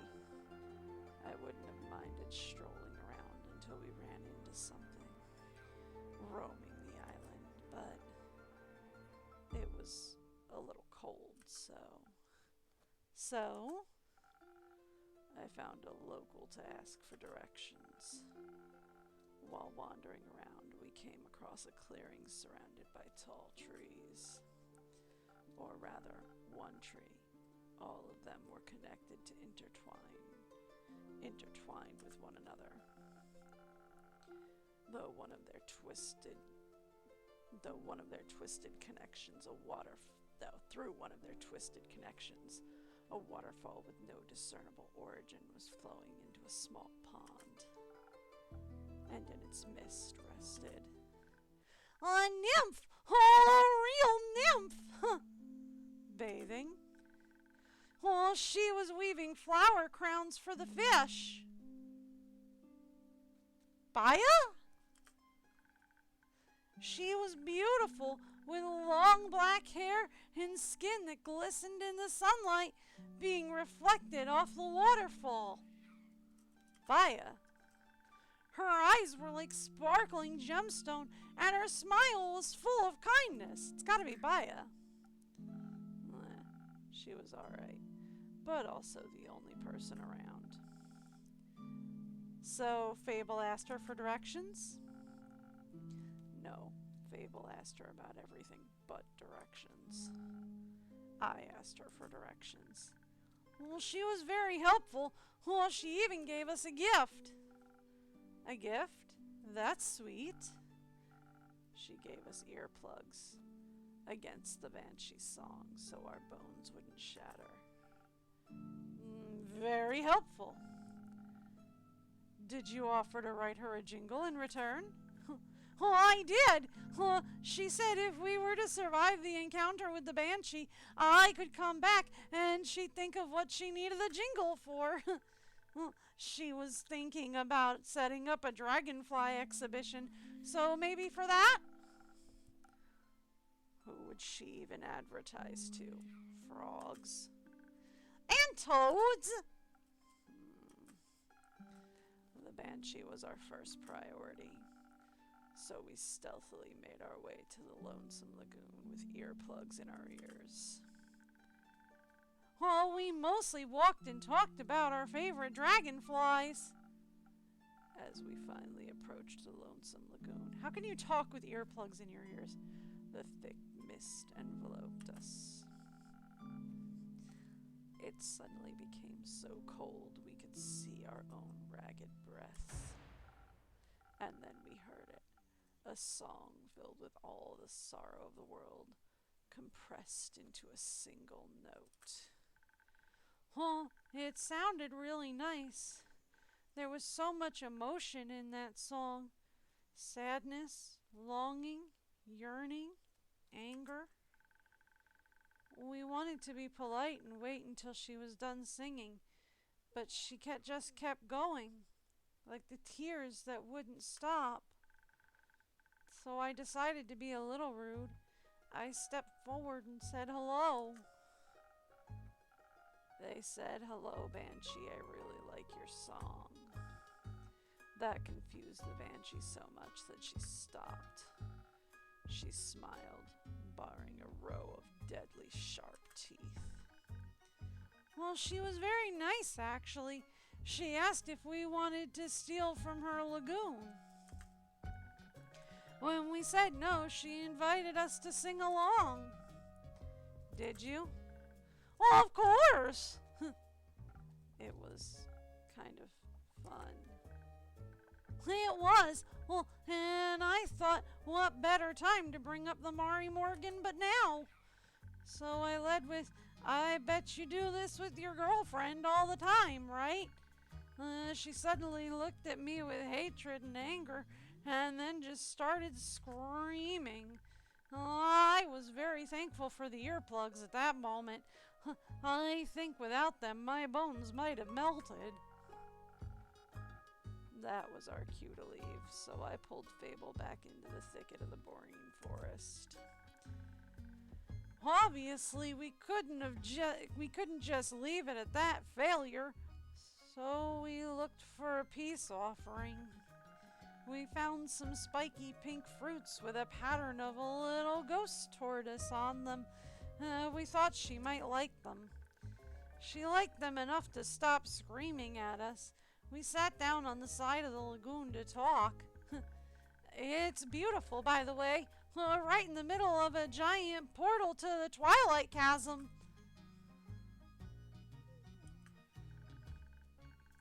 It colors the water this deep, dark blue with swirling clouds of darkness within. There were bones floating in the lagoon, too. I almost brought one for your tavern. Why didn't you? Oh, I thought you wouldn't like it. I love bones. I'll keep that in mind in the future. Well, the banshee actually fished out some bones to fidget with. It stopped her from screaming every time she brought up the Mari Morgan. Or Marmor, as she calls her. Turns out the Mari Morgan had been ignoring all of her calls. Ever since the Banshee was crowned Gaia's scariest monster by Screech magazine. She told us it carved a hole in their relationship, that it caused a lot of jealousy. And she was disappointed that the Mari Morgan cared more about some stupid popularity contest than her.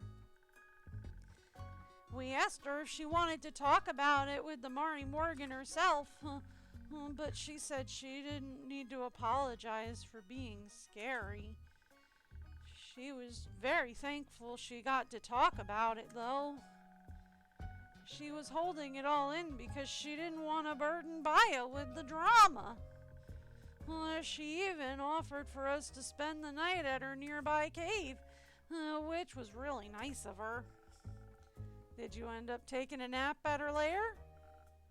We thought about it, but it was filled to the brim with the riches of the dead, which was far too alluring to allow us to fall to the call of sleep. You found loot? You have my attention. What did you find? Gold, bones, skulls, jewels of all sizes. And the loot, well, it was broken, but I picked it up anyway. Sorry, these two voices leave me a little winded. Whew. Well, there was a delicate silver mirror that had hearts carved all over it. Kumo recognized it as magical from its arcane markings. Melina showed me them in some book the other day when the wizard in Zoford showed us around his library. It's a mirror of far speech. It lets you speak to anyone on this plane, given that you've seen them before. That sounds like it could be really helpful for Grace and Hex. So you called Melly? No. We called the Mari Morgan. Ah, that makes more sense. How did it go? I had to be the one to make the call, since Kumo had never met her. When her face appeared, all I could do was stare in horror as she gazed back at me. I felt like I was back at the Ashen Grove, leading adventurers to their doom, and I just froze. So I took the mirror out of their hands. Her first words were threats of what she would do to us if we had dared to harm the Banshee. Of course we hadn't. That briefly calmed her down. Until I asked her why she wasn't here if she was so worried about the Banshee's well-being. Avoiding the question, she instead talked to us about the state of the lagoon. She complained that it must be incredibly loud with all the tourists and whatnot. I assured her there were no tourists at all, at least none that were alive. So she asked what I was doing in the lair then. Honestly, I replied that the Banshee had offered us a place to stay in her cave. I quickly realized I'd picked the wrong thing to say. Her eyes started bleeding black ichor, and she began cursing us out in tongues. Well, the mirror cracked under her gaze and started bleeding black water. It was terrifying. And then we were just supposed to sleep there, as if she couldn't crawl out of the mirror any second. After that happened, I thought that we shouldn't discuss our further plans in that cave. So I pulled Fable outside and we went for a walk.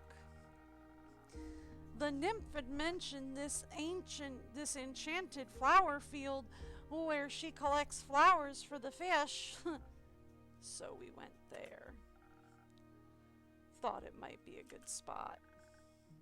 It was a good spot. Even though I couldn't stop shaking for a while, though. The flowers really helped. As did not being alone.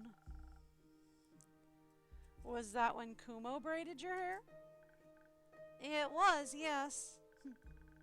My hair kept falling in my face, and it was overwhelming me. So he sat me down and braided it away while I worked on rebuilding the loot. He said that some distraction would help. Talking also really helped. Even if I asked a lot of stupid questions. They weren't stupid, just curious. Did you have a favorite one? They asked where I learned to braid hair. That actually brought us further on their quest. How so? Well, I learned it from my mother. It's the only thing I have left from her. Aww. It was her way of apologizing. She was never very good with words. It made me think sometimes people aren't very direct with what they mean.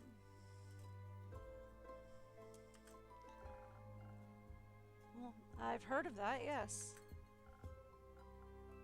Like the Mari Morgan, she didn't seem angry about the Banshee outdoing her in some fear pageant. She didn't even mention it once. She only got upset when she thought we'd hurt the Banshee.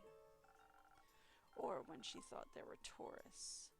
Or when she said that we were staying in that cave.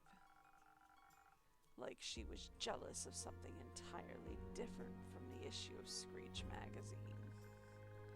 Well, we talked it through and decided we had to get the two of them to talk face to face. Well, obviously it would be difficult because of the distance, but I had taken the mirror with me when we'd left. Thought it might be useful. Ever the thief? Indeed. I used it to call Baya. I asked her to tell the Mari Morgan to come to Boris. Fable mentioned she can teleport via plants. However that worked. She can. You should try it out. It's nauseating. Well, I think we'll pass. Well, while I went to talk to the Banshee, Kumo picked up the Mari Morgan. She and I really connected on eyeliner techniques. When we arrived at the lagoon, they were immediately ready to claw at each other's throats. And not in a fun way. But somehow we managed to convince them to sit down. Well, we tried to get them to talk about their feelings, but they just kept talking past and over and away from each other, arguing about an issue that didn't exist. So I had this crazy idea. Well, I took out my new lute and asked them if they wanted to write a song together.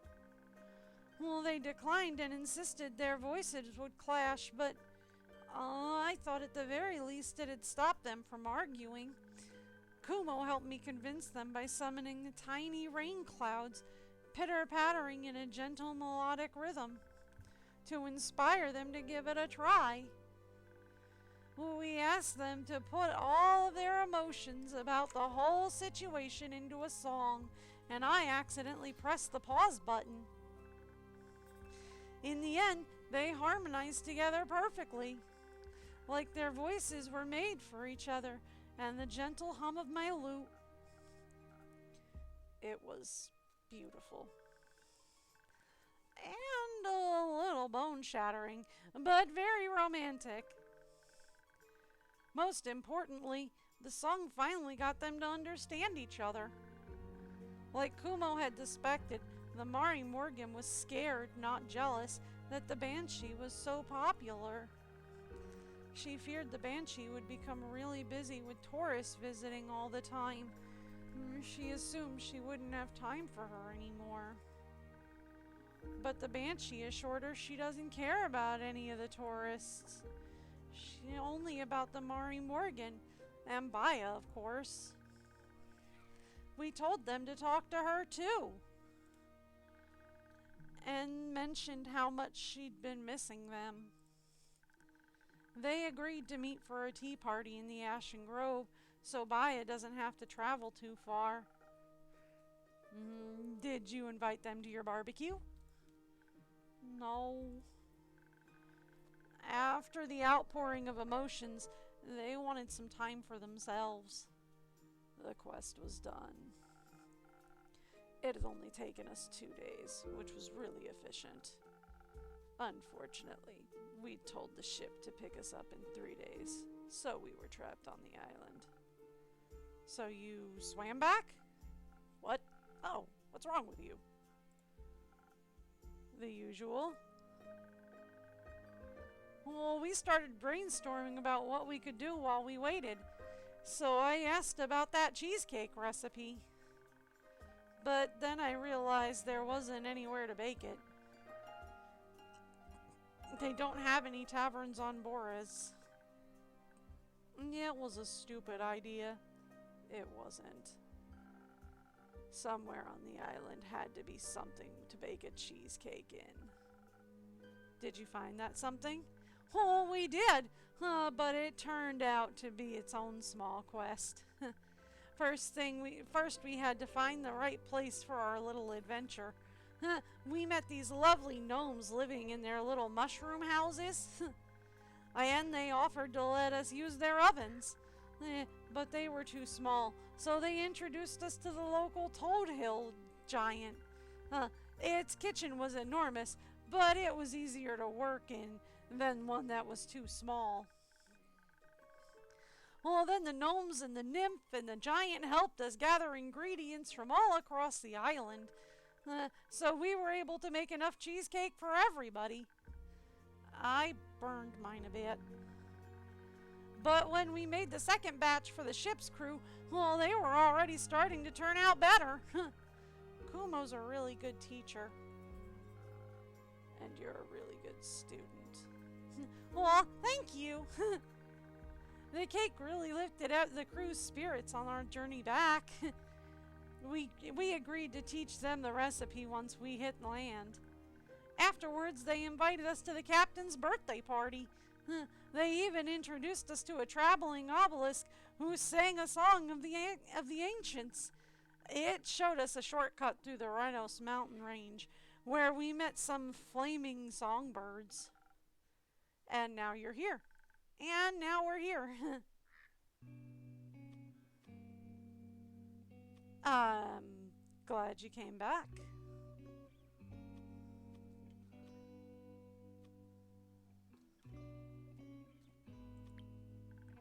Well, of course we did. I promised a good story. And you delivered tenfold. Where are you two going next? I should probably talk to Melina. She was pretty mad when I left. I guess I should apologize while I still can. Good idea. Well, do you want me to come with you? No, I think I need to do this alone. Or rather, with her.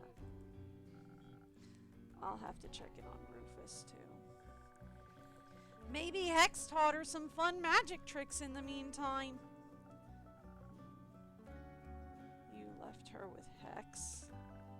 And with Grace. was set on fire.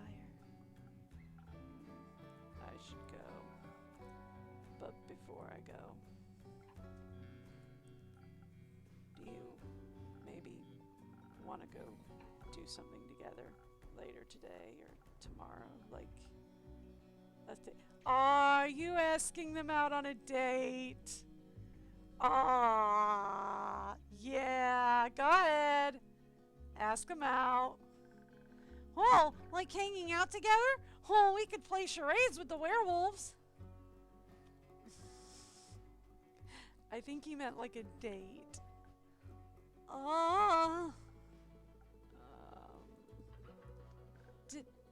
Did you? Maybe I did. Oh.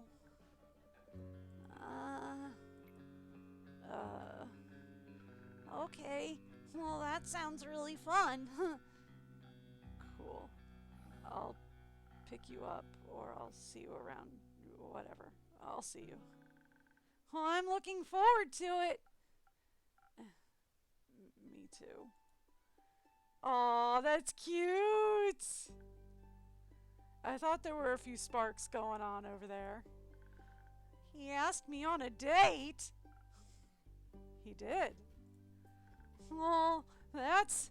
Oh, what do I do now?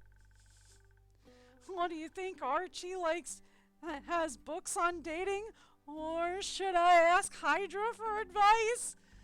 It probably knows about dating, right? Archie's still on his quest. Also, I'm right here. You're right. What should I do? Just go. See where it takes you.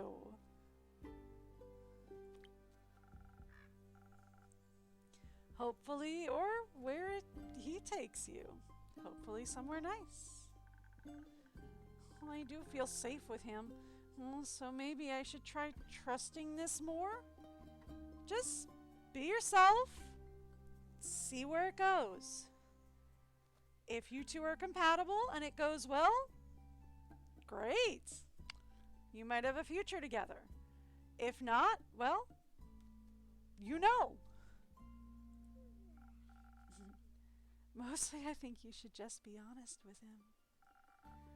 He seems to like you for who you are, so there's no need to hide. Right, Grace? Girl! Same mind. I'm telling you. Oh, that's a scary thing. Oh, why does he feel that way? Because you're very lovely. Well, people keep saying that. But sometimes I just feel a lot lovelier hiding, you know? To me, it sounds like it's perhaps a bit too late for that. Sorry for listening in. You two were just so very sweet. Oh, it's okay. Oh, I also thought it was very sweet. He was very sweet. But now he's gone. I have time to think again. I'm not sure if it was supposed to be that type of sweet anymore. Maybe if he was just being nice. He asked you on a date because he was just being nice. Well, maybe he felt bad for me or something. Oh, dude, that is the negative self-talk happening, and oh, I get you. I get you. Believe me, my head lives there. He's not just being nice, though. Innkeeper, dear, I think Fable might be in need of another drink. Maybe something to untangle their thoughts. Something for a quick escape from all this overthinking. Oh, that sounds good. I'll see what I can do. I'm sorry I messed up the first one. I'll try to remember I'll try to get this one right. So we need something with a 3 to swiftness. So I think I was supposed to do a 3 to strength and I only did a 2, and that's why I screwed up the first one.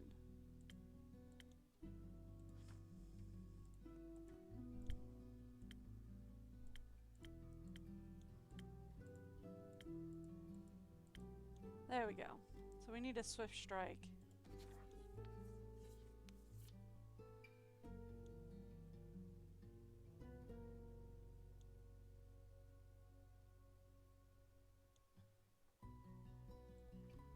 There we go.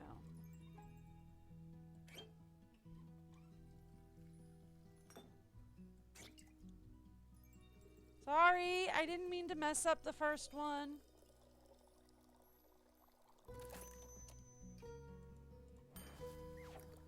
Go ahead. There's your swift strike. Does this help? Oh, very much so. Well, thank you. I feel like now I can uncurl the yarn ball that is my brain. What do you think I should do? What do you want to do? I want to go on our date, and I want to get to know him better. Then go. Maybe even get him to know me better too. Then go. Do you think he would like that? I think that's why he asked you out, yeah? Seems like you don't need our answers. You have yours already.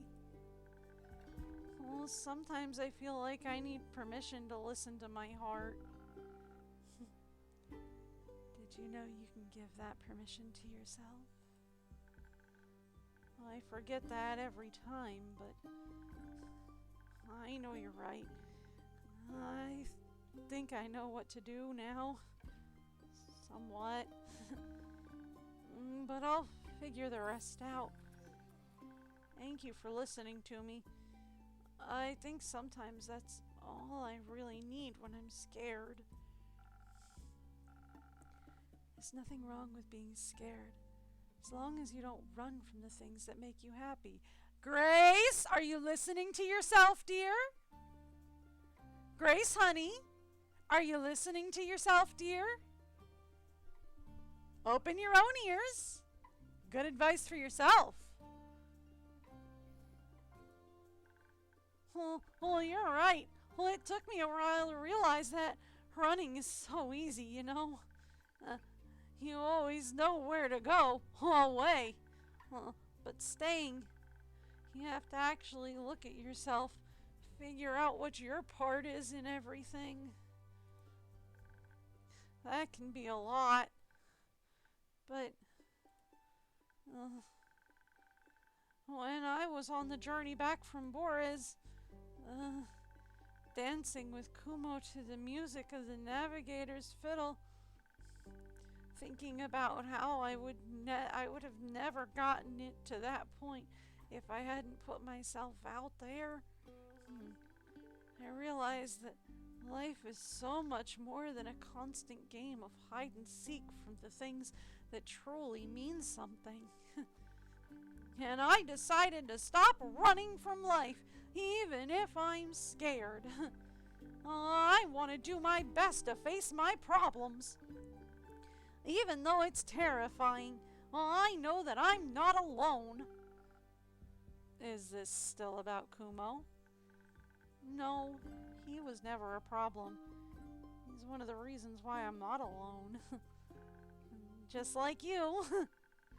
With good friends by my side, I can do anything.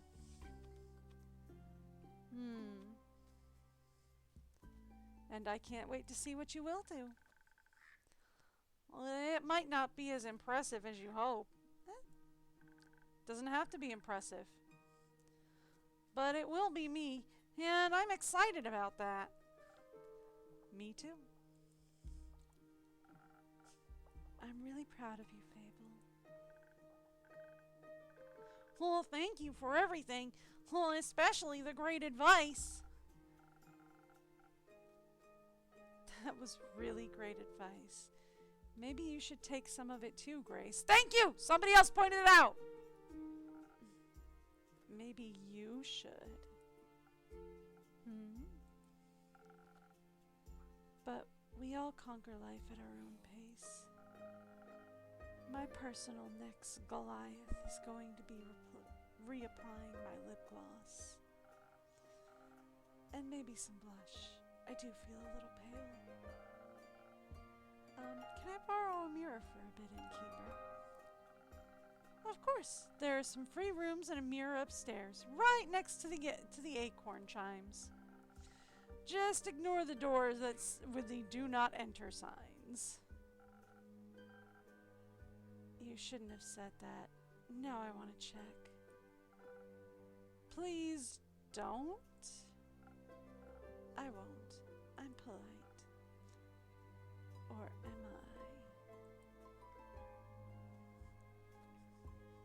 I? Huh. Let's hope she won't find all the nightmare creatures you have locked up there. Let's. Have you visited the Twilight Chasm? Not for... Have you visited the Twilight? Not for long. Not for long enough to capture any creatures. Well, I see.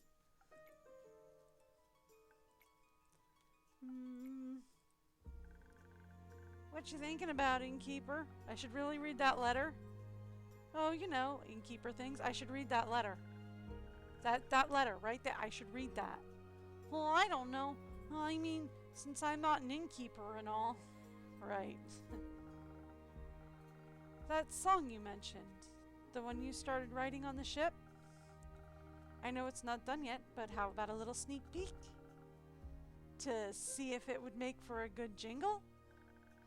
Well, I don't think it's jingle material. But I don't mind sharing it with you. Just keep in mind it's still a work in progress. Of course. There's a calling on the wind beneath the talk of the keep. I've heard the tales set sail, now it's time for me to leave. That sounds like a fragment of a great adventure. So you like it? It's wonderful. I can't wait to hear more. Me too. But it's still a little rough around the edges. Well, I feel like it's missing something. A middle and an end? Maybe the next adventure. Maybe. Will you let me know when it's done? Well, of course. I can't wait to show you the finished version. Thank you, Fable. Well, I'm proud of you. Well, for maybe finally finishing a song? For not running. Oh, well, thank you. Me too. Innkeeper, do you ever think about taking your own advice? All the time, yeah. Why don't you? I don't know. It's hard, I know, but I promise I believe in you as much as you believe in me. And I know we'll both be okay. I would like that. Me too. Well, I've talked a lot today. I'll give you some space. Maybe it's time to stop running. Maybe it's time to read the letter. Letter. Should I? Is it time to read that? Thank you! Yes. Oh, that was easy. I guess I've been waiting for a while. Yes! Let's hope for no regrets. Here we go. I have to lean in for this. My dearest friend, long has it been since we've talked. Since we've talked last. Long has it been since everything has been seared away by the cold flames of death. I wish I could still remember our last conversation, but it's a waning memory. I can only imagine how you enjoyed running away, wishing to forget whatever was between us. Maybe you did for a brief moment, for those 30 years. If you did, I'm writing this letter to kindly remind you of the good times, to celebrate our reunion. I invite you to the spectacle of the century, last day of the astral moon, welcoming you to the first light of the dying moon, where the realm of Tivet is just a grasp away. Are there any spirits you'd like to remember? Are you afraid of what they might tell you? Worry not, I'll be there. Watch the sky closely on the 35th of Cassiopeia. See you soon, an old friend. That was, I guess you've always been a fan of symbolism. But you didn't even leave an address. Very irresponsible. Ah, boy is back. He's another very Russian. Pardon? No time! Duck! Now! What's going on? What's going on? You okay? Do you need help? Healing? Something's coming! Something big! Your next show? What? No! There's no time! Duck! Is the ground...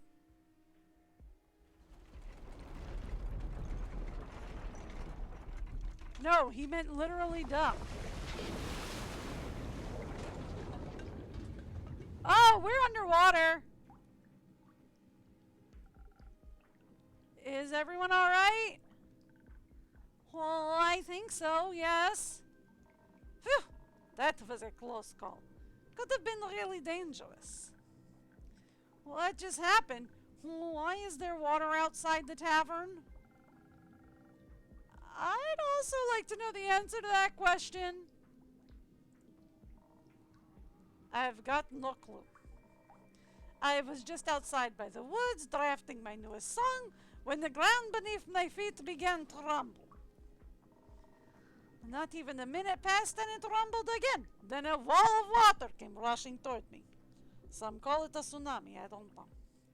Tidal wave is also good. I didn't even dare to wait. I ran immediately looking for shelter. No way was I going to let my hammock get wet.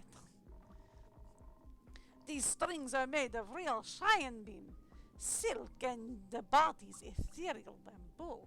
It's a rarity. Well, that's the first thing going through your mind with a giant wave rushing at you? Of course, this instrument is just as valuable as my hands. And just as versatile. Is everyone alright? Great. Oh, Grace! Dragons! You alright? Oh, I was worried something happened to you. Oh, don't worry. When the walls started rumbling, I hid under a table. And then when I watched the water rush by the window, it was like a tsunami. But tsunamis are very rare, if not impossible, so far into the mainland. All right. Oh, it's so strange. Everything seems to be submerged out there. I wonder what could have caused such a cataclysm. It's worrying to say the least. Well, and it's definitely too dangerous to go outside. Even the tavern is leaking. Don't worry, it'll withstand. Are you sure? I'm sure. I've gotten through worse than this.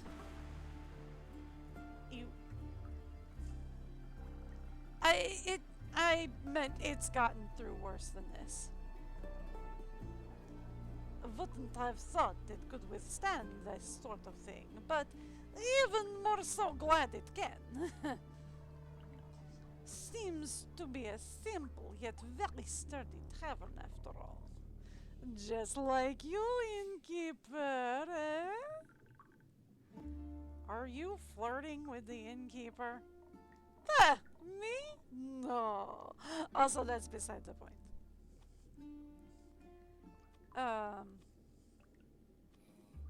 It is? I mean, unless...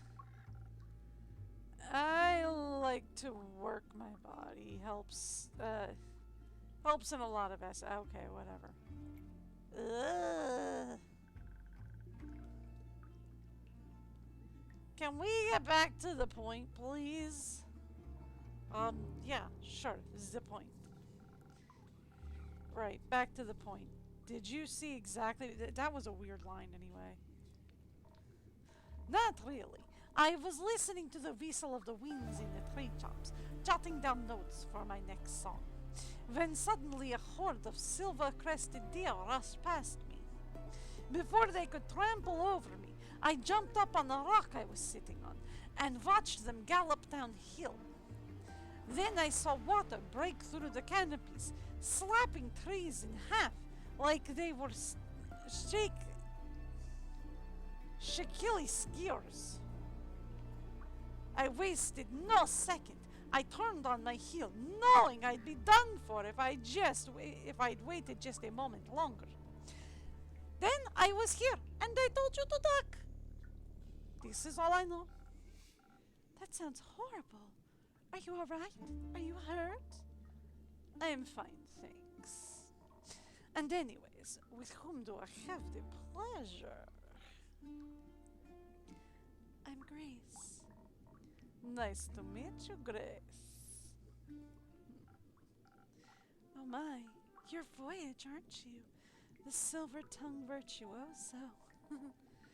Oh, yes, that would be me. Finally, somebody who's heard of my work, I'm just saying.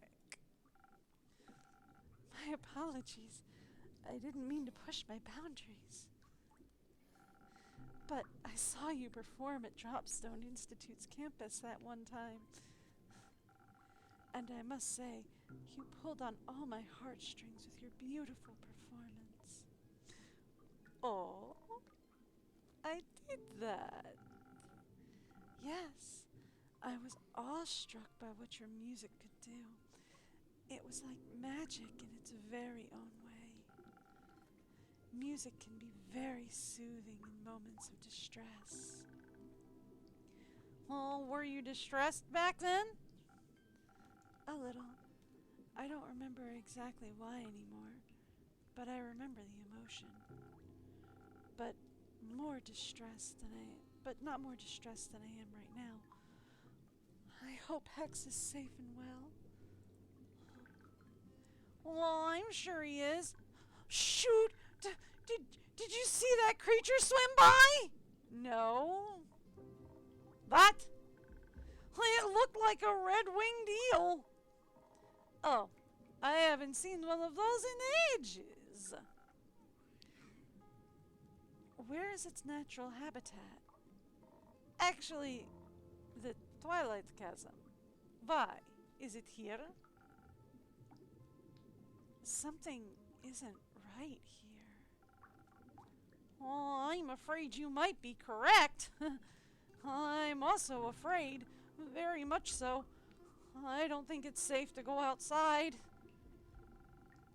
Of course not. You should all stay for the night. Would that be possible? Of course, the tavern will withstand this, and a bit of company wouldn't hurt.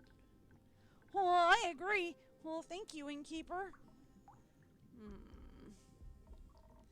Say, you with the loot. What's your name? Well, Fable. My name is Fable. Do you play? The lute, I mean. Well, sometimes. Well, I'm still practicing, and not all that good with it yet. How about we play together? A song or two to lift our spirits and wait out the catastrophe going on outside. It's very untuned. It goes out of tune really quick, but I guess that's a lute thing. I got you. Show it to me. I'll help you, and then we'll jam until the new dawn rises.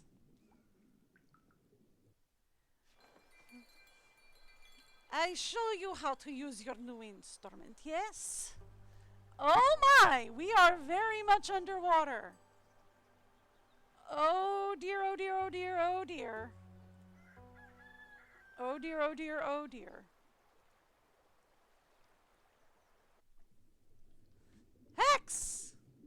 How'd you get here? Grace! Grace! Is Grace here? Good mythical morning to you too, Hex. This isn't funny, innkeeper. Tell me, is she here? Please tell me she's here. She is. I'll let her know you're here too. Thank you. By the dragons, I was worried sick. So sick. She'll be happy to know you're safe and sound too. The flood was enormous, and if she had gotten caught up in it... Oh, no, no, no, no, no. I don't even want to begin to imagine. Then don't. How about a drink to calm your nerves? Yes. A drink sounds great. Yes, yes. Something that will untangle my thoughts and help me focus, yes. I'll see what I can do. Okay? So he wants a thinky brainy head.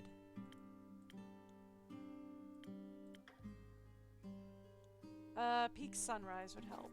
There we go.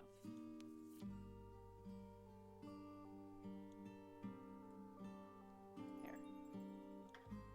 One peak sunrise coming up.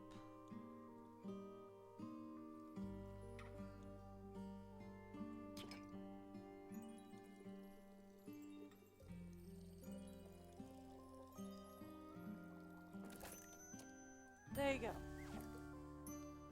One peak sunrise. There you are. Maybe this will help clear your mind? It does, at least a little bit. Thank you, innkeeper. Hex! Good to see you're safe and well. You too, where have you been? Are you alright? Did you get hurt? I'm fine. The innkeeper and yesterday's superstars took good care of me. Just as you took good care of us. The least we could have done was be there for each other. Have you been, brother dear? Did you get hurt? No, but I was worried about you. The whole night locked in that damned house, all I could think about was how the flood might have... Why didn't you tell me you were going to the tavern? I looked everywhere for you. Oh, sorry. I didn't know I needed your permission to go outside. That's not what I'm trying to say. Then what are you trying to say? That you could have gotten hurt. And I wouldn't have known. I didn't expect a tsunami to hit Gaia every day. That wasn't the foreseeable future, Hexie. Uncontrollable things happen, and when they do, we do our best to overcome them. Also, I can protect myself quite well. Still, how was I supposed to know that you were safe? I'm an adult, you know. You could try trusting in my capabilities. Furthermore, Passor was very useful last semester. Passor? Protective sigils and other remedies. Ah! Also, the tavern itself is well protected by my own brand of sigils. That's at least something. Yes, I'm very thankful the innkeeper and her tavern kept me safe. I didn't mean to worry you. I didn't plan on being gone for so long. But then the flood happened. Okay, sure. How have you been holding up? Is the house alright? Apart from some minor damage and some leaking in the roof, I suppose it's fine. I wasn't even aware of the approaching flood until the house's foundation started trembling. I was busy in my workshop harvesting the essence of Dimension 567 for my research. I hope you didn't rip a hole in the fiber of magic again. I didn't! And even if I did, you couldn't have stopped me. You weren't there after all. Right. I can scold you now. You wouldn't want to when you find out that I actually managed to harvest something. You did? That's amazing. What a huge breakthrough. That would mean I created a teeny tiny rift to the astral realm and got my hands on some stardust. Well, sort of. How? I got an astral shard when the stars fell. Ah, I see. Here, there's still the issue of never knowing exactly what might come through when you open these kinds of rifts. Could be anything or anyone. Like creatures, for example. That wouldn't be good. Yeah, it wouldn't. Because when your sister disappears again, you wouldn't know if she got eaten by a creature or if she's just out for a stroll. Hex, cut it out. What?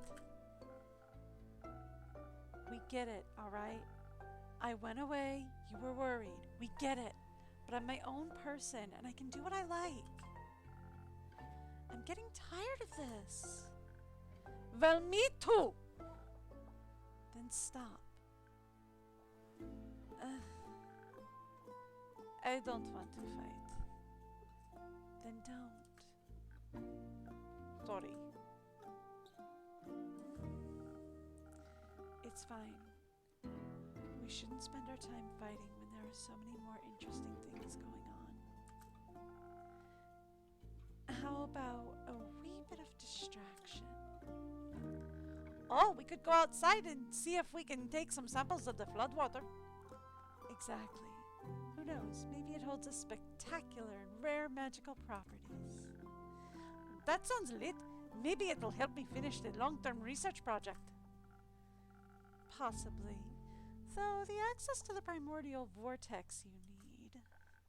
Primordial seawater, I know. But who knows what we'll find?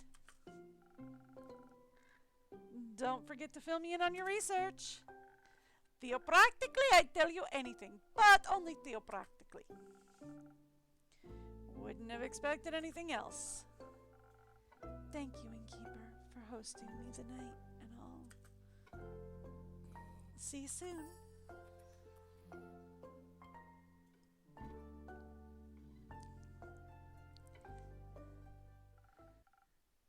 Good morning, you two. Did you sleep well? As well as we could, with the sweet song of stormy waves pattering against our windows. So very well with the inspiring dreams. Glad to hear that. Your impromptu concert certainly helped me sleep. Well, because it was so boring. No, because it calmed my nerves. All of our nerves, I think. Not that I have any. Well, you don't have nerves? Is that a phantasm thing? No, I meant those metaphorical nerves. Oh, you get those too? No, of course not. I am voy. Well, yeah, sometimes. Mostly when I have to perform. Isn't that embarrassing? Well, not really. That'd also make me nervous. Oh, though I have to say, last night performing with you for Grace and the innkeeper, it was kind of relaxing.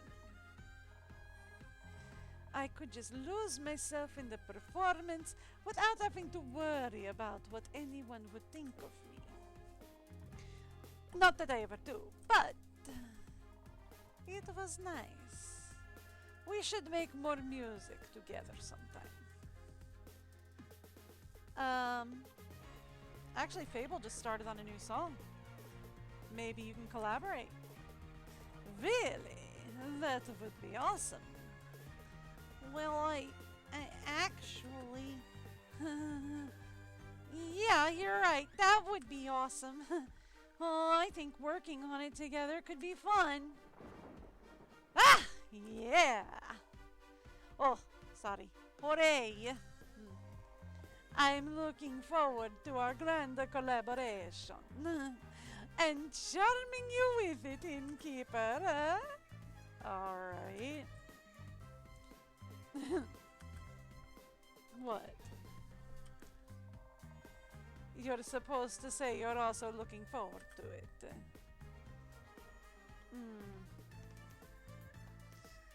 I am very much looking forward to it. That's what I thought. Aren't we going to be cool together? The coolest. Too cool for me to describe. I already know we'll blow you away. I'm counting on it. Could you blow some of this water away while you're at it? We're kind of drowning here. Enough of chit-chat. I should wake up. I should check up on the village. How are you going to leave? We are under quite a bit of water. Maybe someone needs a good song to cheer them up. Well, I'm sure Baya would love one. I think Baya was probably cheered up by a good flood. But speaking of her, maybe you can hand out some of her spa coupons for me? Ah, sure thing, her spa rocks. I shall start by enlightening Grace. She is still here. Is she still here? No, she just left, together with Hex. Something about primordial water, and I don't know, they lost me. Those wizards. I'll try to catch up with them. See you soon. Don't finish the song without me, Fable. I'll wait for you. Can I get one of those coupons? Sure you can. Just make sure to tell Baya I sent you. Well, of course. What a strange morning. Or exciting morning. Both, I think. Would you like a morning drink? Yes. Oh, something that'll help me write my song, please. So, Thinky Brainy Head? Charisma. I guessed wrong. You want a 3 to charisma. 1,000 wins it is. Honestly, I feel like we should do... Not 1,000 wins. I feel like we should do Sparkling Nebula. No, we can't do a Sparkling Nebula because we need a 3 to charisma. And Sparkling Nebula is not a 3 to charisma. That's a Thinky Brainy Head. Do we have one that does Thinky Brainy Head and charisma? Sunny Breeze. There we go. That'll do it.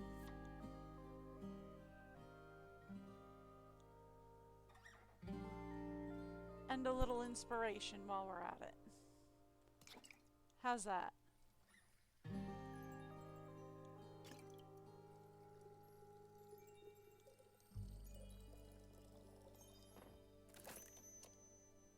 There.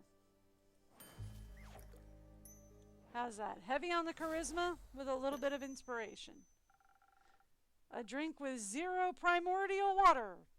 Maybe. Unless it gets leaked in. I don't know. Well, it does taste a little primordial and very delicious. Perfect. Well, you know, last night when I couldn't sleep, I was watching the fish swimming by the windows. That sounds fun! That sounds fun. I want to watch fish swim by my windows. They wouldn't take the pressure. Their scales kept reflecting in the water, making them shift and shimmer like they almost weren't there. I was mesmerized by them. It was like a dream that kept pulling me towards the waves. It was beautiful and haunting. Do you think it looks like that every day somewhere? Yeah, the ocean!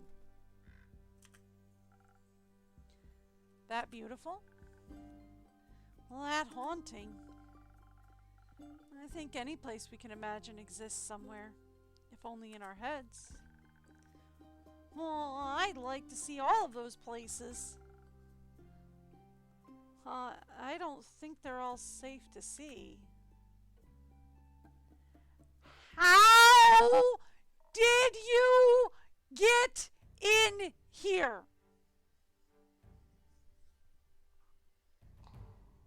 As far as I know, my front door is currently submerged. How are people getting in and out? I can see them getting out by like climbing through an upper window. How are people getting in? Fable by the dragons! They're here! Are you alright? Well, I am. Innkeep kept me safe. It's good to see both of you are well too. Couldn't you have let us know you were breathing? We couldn't find you anywhere. I'm sorry. I just woke up. Were you guys worried about me? Maybe. Of course we were. Don't even know if you can swim. Oh, I can. Can you? Of course. No. Oh, we should teach you sometime. Sure. Thank you for worrying about me, but actually, I had a pretty nice night. Voy and Grace and the innkeeper gave us. Voy and I gave Grace and the innkeeper a small concert while we were all stuck inside. Oh, sad that we missed that. I can track down Voy and give you guys an encore. That'd be nice. Sorry, I didn't get around to picking you up. Oh, it's okay. Oh, I bet the roads were a bit busy. Yeah, it was a little tough getting out.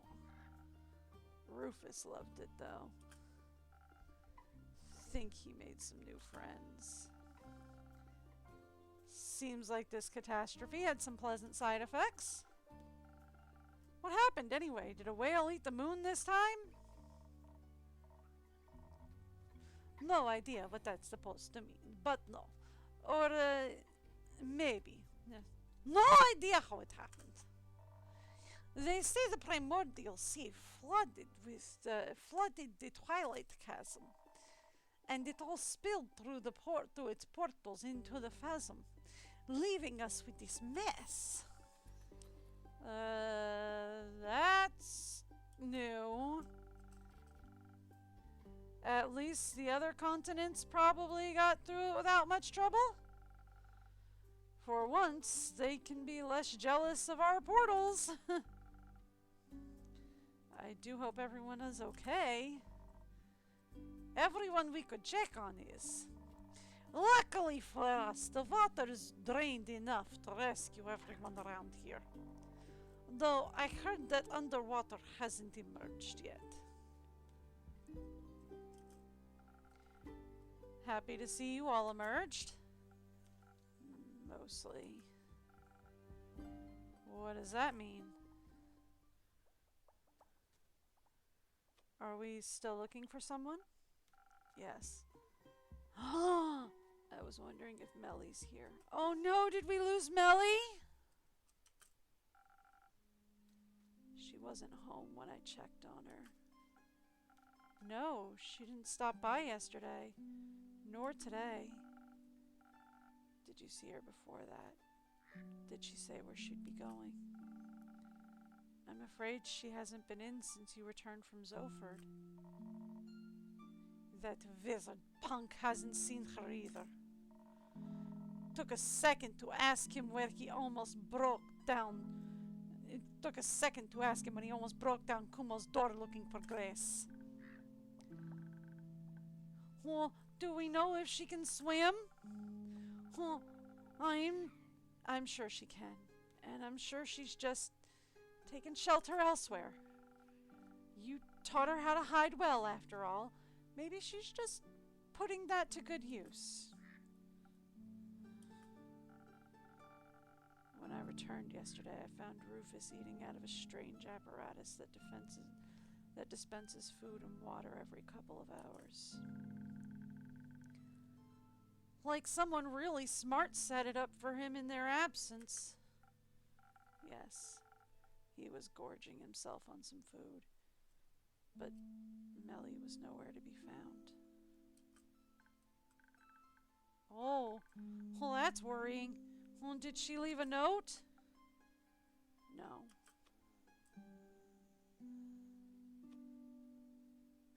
I'm sure she's okay. Maybe ask Una. She probably put her up to something. You know how Una can be. I shall investigate that avenue right now.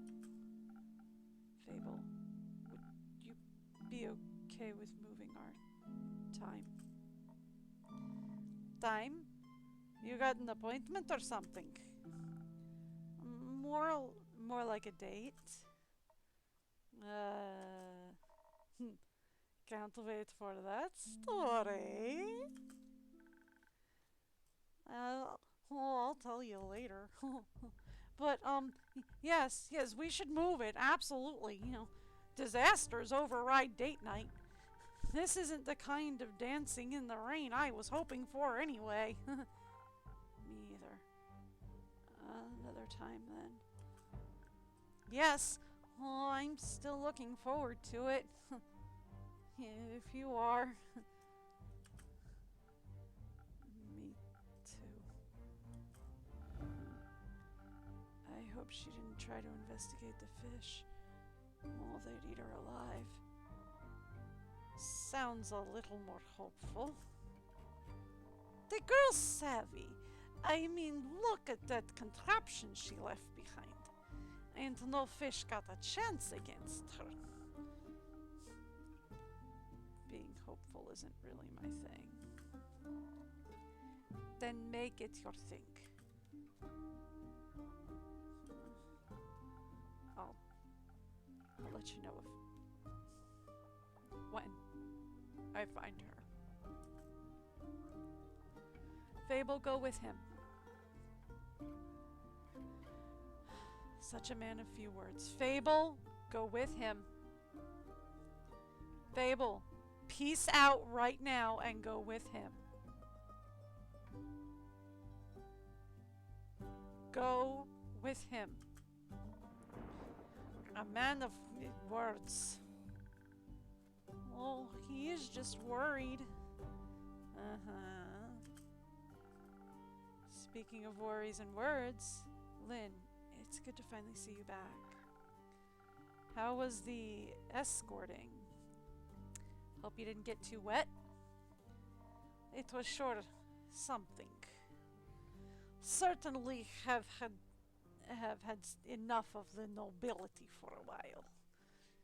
Got any more details for me? Well, actually, can this wait a bit? This can wait a bit, right? Yeah, sure. Thanks for understanding. I'll be back later, once I can think more clearly. Still got some people I'd like to check up on. Fable, I'm guessing you'd like to check in with your family too. Well, yes. Oh, I would love to make sure everyone's alright. Maybe Melly's with Amaranth and Hydra. She really wanted to ask for tea for recommendations. I'm counting on you returning with a good story.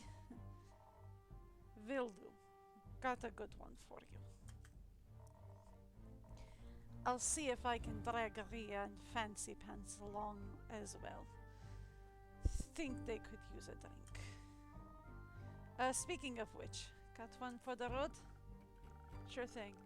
Something strong to get you through all that socializing? You got it. Right. Sorry, I messed up last time because I thought she wanted the steel tonic, but I didn't realize that it was a 2 strength and not a 3. This one. Sailor.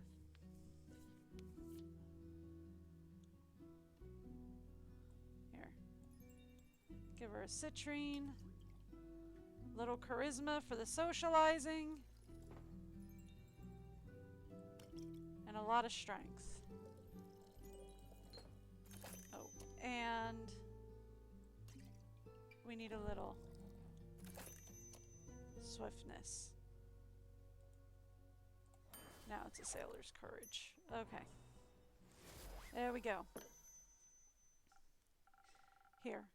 Strongest thing I could come up, strongest brew I could come up with for you. Thanks. I missed these drinks. A little.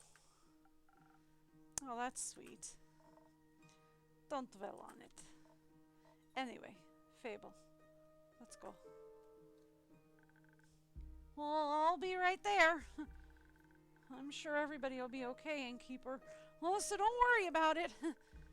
And make sure to keep hot chocolate warm for Melly. I'm sure she'd love one of those. I'll give it my best. I know you will. Don't swim out too far. We'll see. The waters are dangerous these days. Just what are you up to? Time to make sure I have enough ingredients for hot chocolate around, I guess. Una! Good to see you're open, Innkeep. And a good evening to you, Una. Spare me the babbling, though I'm glad to see you seem to be unharmed. I am, thanks to some protective spells I put on the inn a while back. It works better than any insurance. What about you? You unharmed? I'm as good as new. Might be missing an arm, but what doesn't? But that doesn't mean I forgot how to swim. Easier than walking, actually, I'd imagine. And breathing in water instead of air was unexpectedly nice. These gills aren't just for decorative purposes, you know. Felt a little bit like home, you know? Yeah, but the water tasted different than that of the Astral Sea. More primordial. More primordial, I might even say. Yeah, I figured. But you don't seem to be very worried about it. Nah, whatever happens is none of my business now. I'm retired. And the water also doesn't bother me. Shouldn't bother you too much either, am I right? Since you're so close to... I knew you wouldn't forget. I might be old, but I'm not senile. Me neither. So you wouldn't call the primordial sea your home then? I've inhabited a few planes already. My past doesn't define the word home for me anymore. But you're right, primordial water doesn't do any harm to me.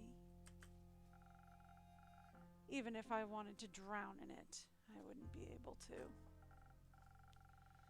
But honestly, I was more worried about my patrons and the inn itself. I hope everyone is safe and well. So am I one of, like...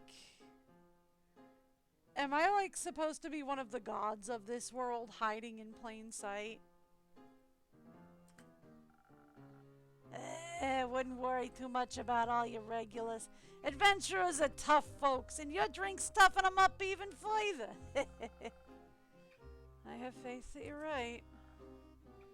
But your tavern, well, let's just say it's definitely seen better days.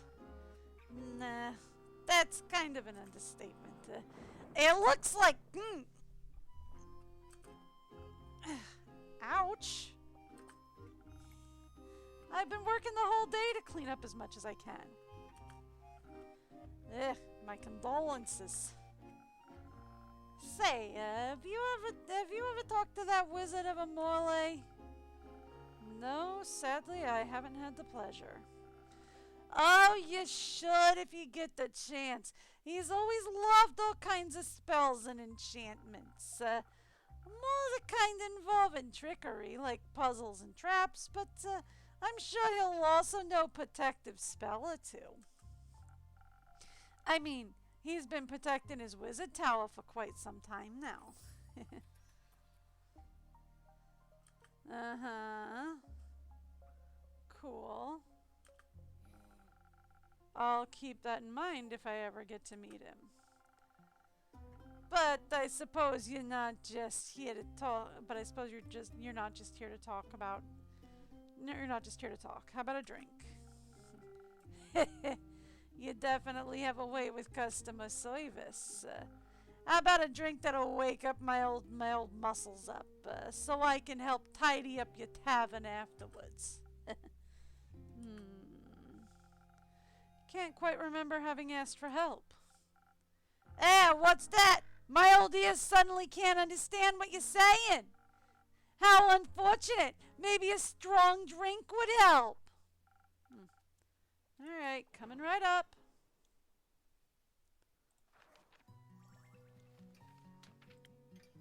So you want another strong one. Let's get you a Southern Brawler.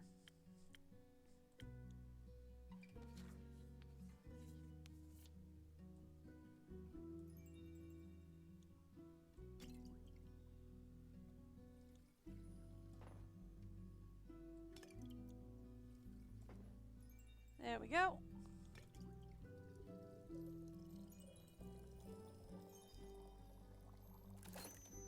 One Southern Brawler coming up. There you go. A drink powerful like the astral sea. Wonderful! I consumed enough primordial water to last me weeks. And it doesn't taste exactly like home, but the hint of elemental magic revives some old memories. I gotta say, you definitely know your craft. Thank you. Could I maybe convince you to just relax and let me do my work? Yeah, you'd like that, wouldn't you? Forget it! Let's clean this messy tavern. If you insist. Oh, before I forget. All that water swept some animal remains into my pockets. Don't really know where they came from, and I don't feel any kind of astral energy coming from them. So I assume they're either Gaian or primordial. And before I stab myself with them while cleaning, I wanted to check if you have any use for them. Stab? Yeah, they're surprisingly sharp. Now I'm curious. Let me see. You're so easy. Thank you, Una. They might not be primordial, but I think I know just what to do with them. Gonna spice up some drinks, eh? Maybe. Can't wait to try them then. And now let's spice up this rusty old tavern, huh?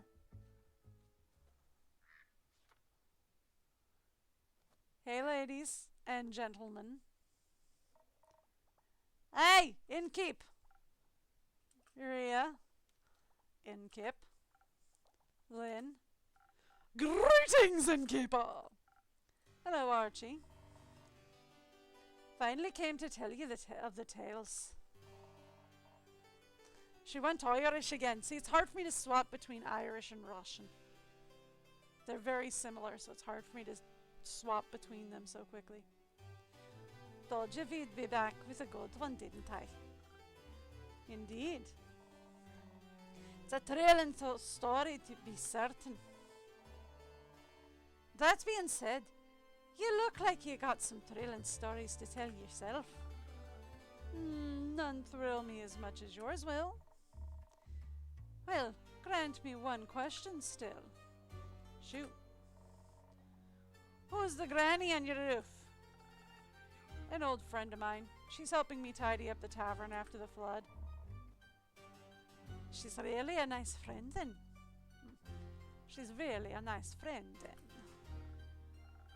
I suppose. I didn't know she was on the roof. Are a lot of tiles missing? Half of them. About a quarter. Oh, just a few, actually. That's not particularly conclusive, but I trust Una and her abilities. Sometimes.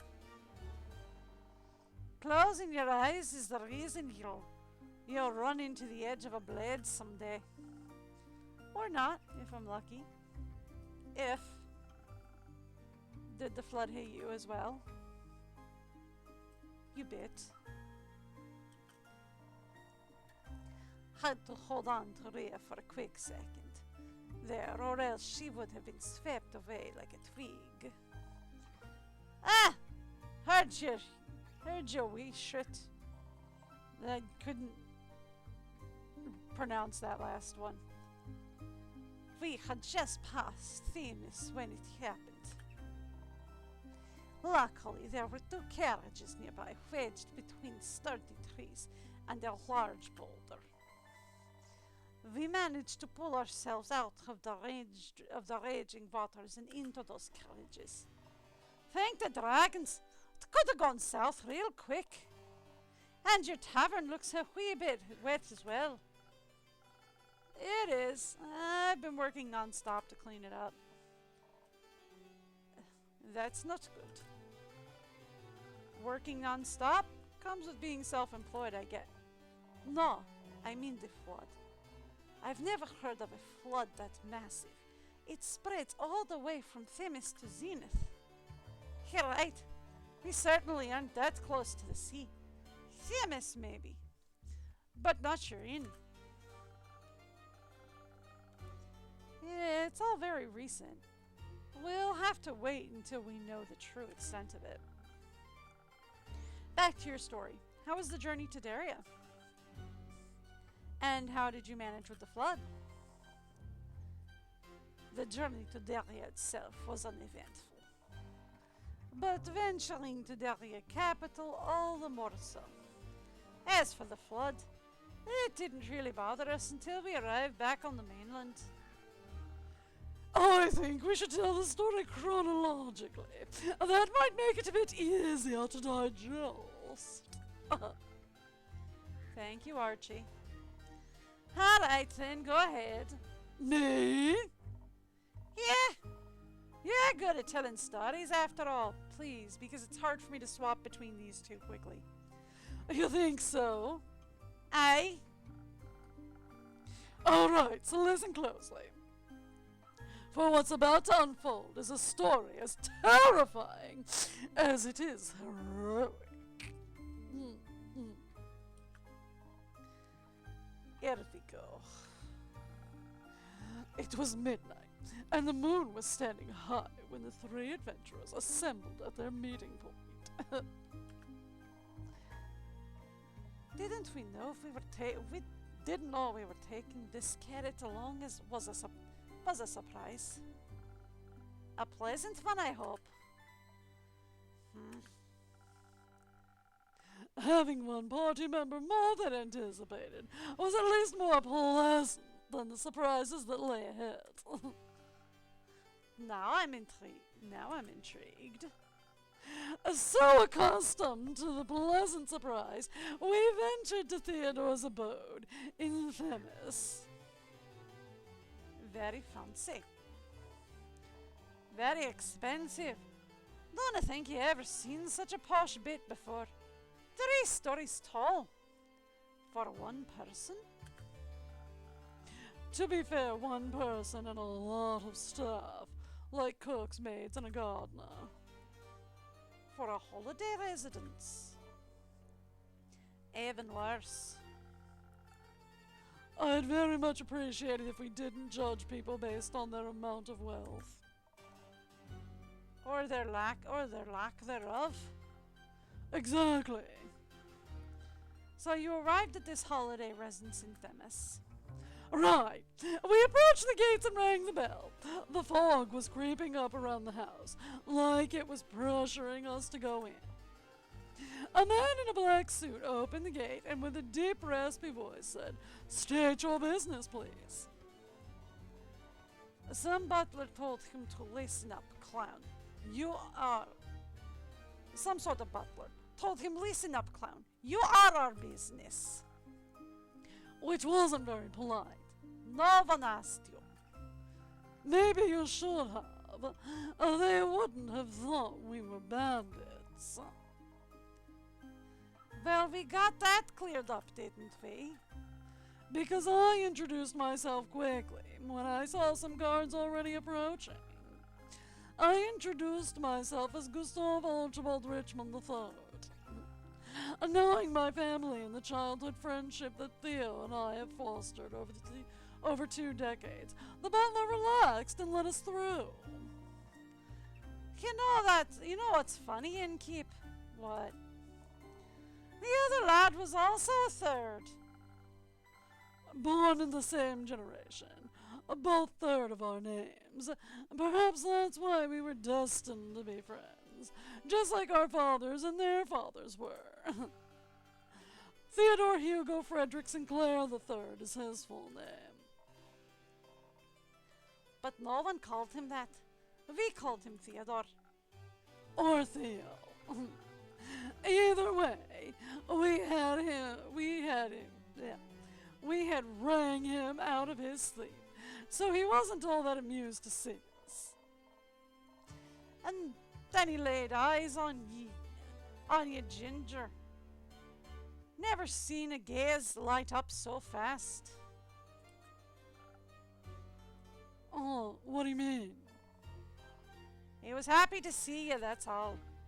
Well, I'm also always happy to see him. So when we caught sight of each other, all violent tensions were blown away. And others were created. I found our visit very peaceful. Yeah, Theo's a polite lad. Offered us tea and biscuits while we waited for him to pack his things. Not a fan of tea? No. Just a method of to bribe you, that's all. Get him on your good side and then throw you off a cliff. I'd like to disagree. Hospitality is not bribing. Also, no one threw you off a cliff. Metaphorically. He is the reason we almost died, though. God, you don't need to blame the customer. Incidents like that are the reason they need help. Right. It will all make sense when we get there, ladies. So after Theo packed his things, we made our way to Winmore at sunrise. From there we took a ship. A brig, just for us. A whole crew for a diplomat. Safety is important for a politician. The food was great, to say the least. At least. We had to take the ship, as you might be aware, innkeeper. The bridge connecting Daria and the mainland was destroyed. I recall. So the ship we took brought us to Twinborough, and not to Azima itself. Why was that? Apparently the debris from the bridge is a safety hazard for passing ships. And if there was one thing we didn't need, it was a distress at sea. We were lucky with the weather. The sea stayed calm even with a thunderstorm right behind us. And the mood on the ship was jolly. Theo entertained us with his stories of old. Oh, he's a great storyteller. I wonder where he gets all those thrilling narratives from. Actually, I suppose he still reads a lot. We used to read together when we were younger. We'd read the same book, but always one chapter at a time, before giving it to the other to read the same chapter. That way it felt as though we were reading together. He was always so imaginative. Still is, actually. So we weren't bored. A bit before he reached the shore.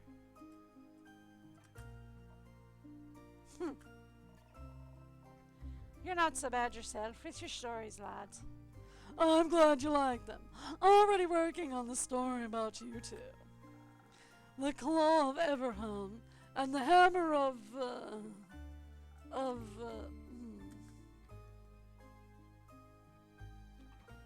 Thunder?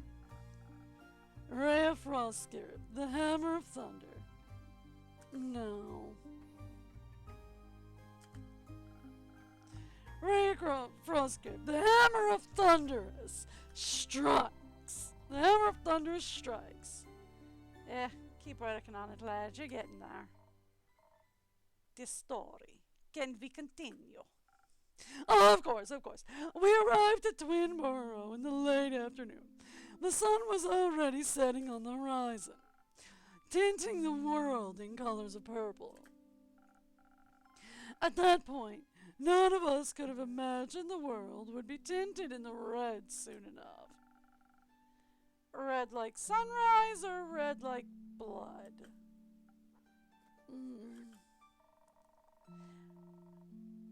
We got off the ship after the short break in Twinborough. We made our way to Amasa.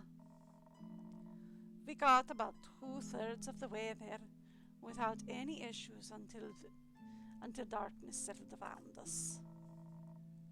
Type of darkness that creeps up on you like an eerie mist. Type of darkness that chokes all noise out of the world. You know, something is going on and on if you hear nothing.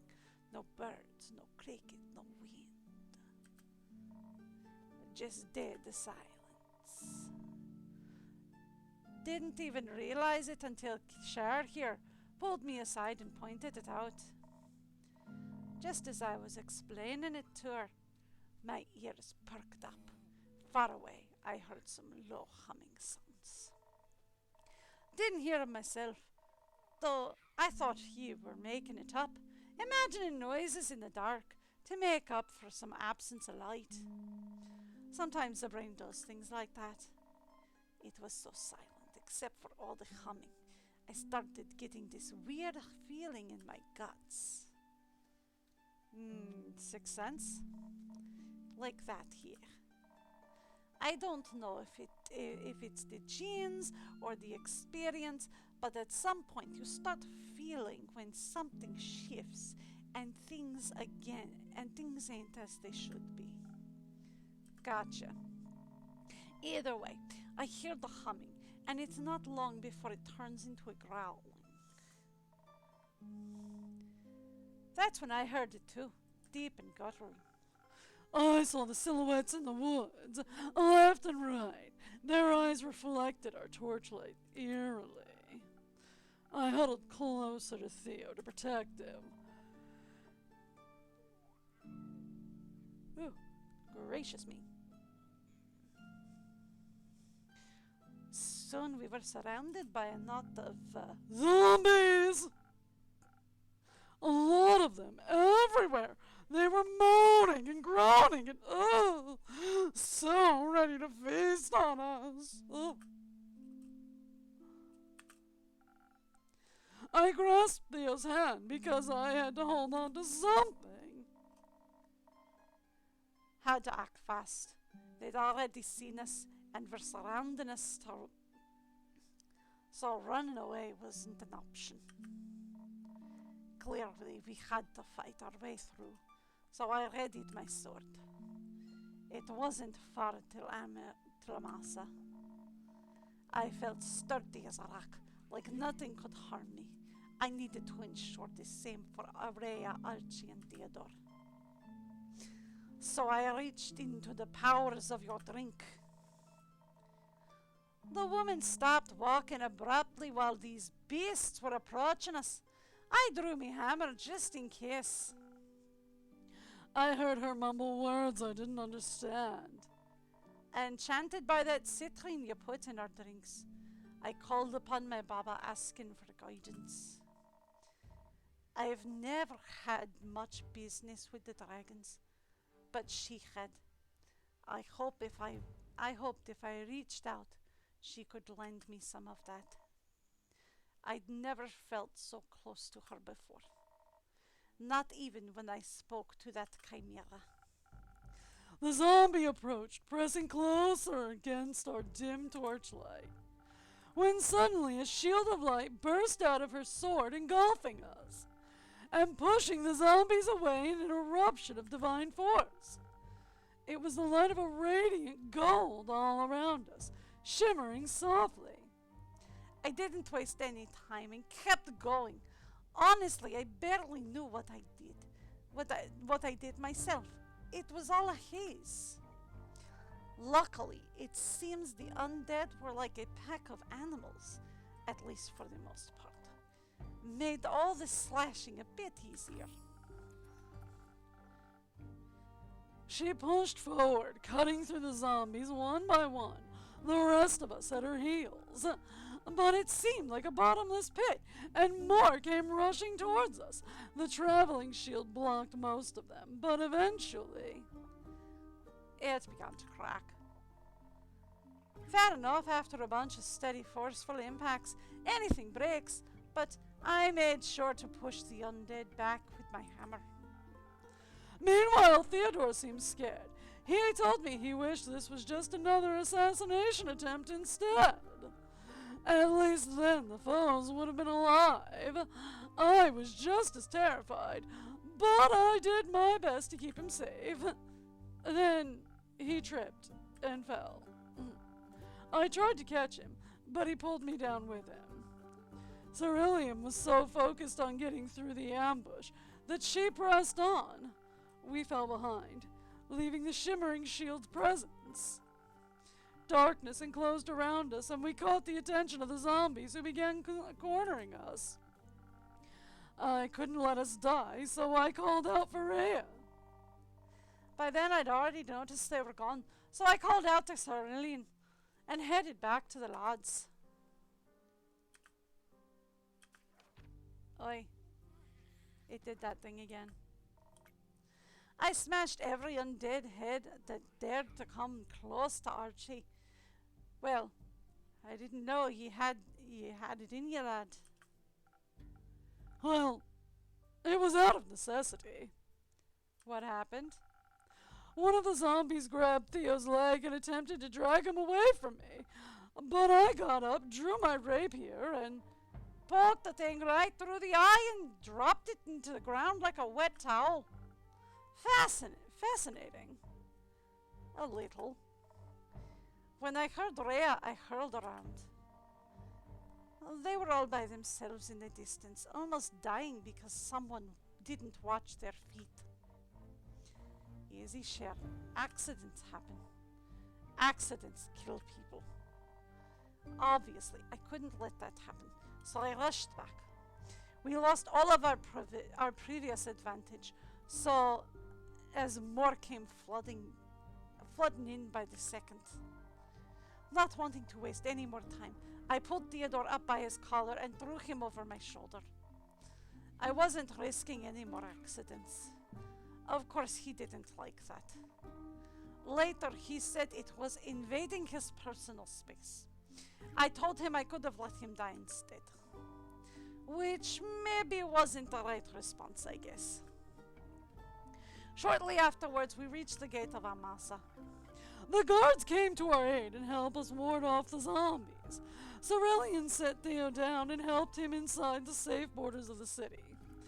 The horrors were over, and thanks to Cerulean and Rhea, we'd reached our destination. And you, kid? Yes, I suppose you didn't do too bad of a job. Theo was beyond thankful, even though he wasn't amused by being thrown over Cerulean's shoulder, He understood that she'd saved his life. He was so impressed that he said it would make for a great story. He even started on a first draft. But after the fight, he felt really inspired to solve the conflict between Daria and the mainland. So he'll probably have no time to finish it, and decided to give the manuscript to me. He said he always liked it.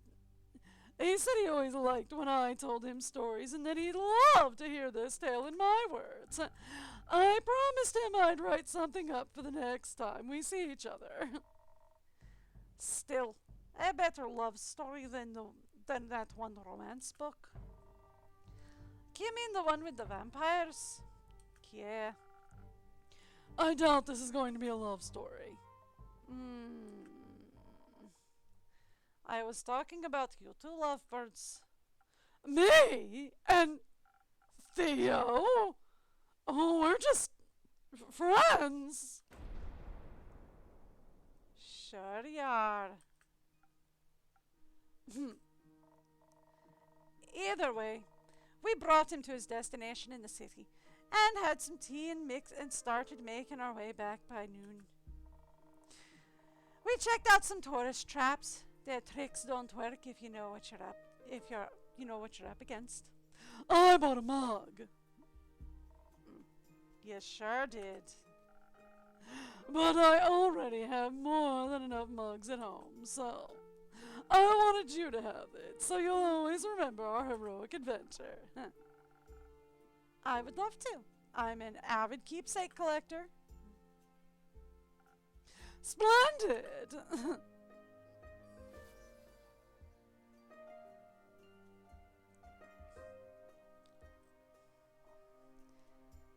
Anyways,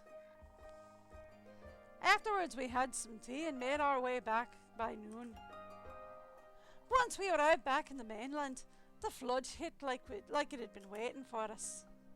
Ugh. I could still feel the cold water clinging to my bones. Speaking of, I'll freshen up a bit. I still have mud in my shoes. And then maybe I'll continue with the rest of the story. Of course, take your time.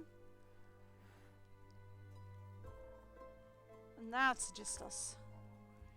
Indeed. That kid is so green behind the ears. Weren't we all? Can I offer either of you a drink? After a journey like this one, I could use something that tastes like rocks and regenerates me stamina. Coming right up. Okay, so she's the one that likes she's the one that likes the steel thing.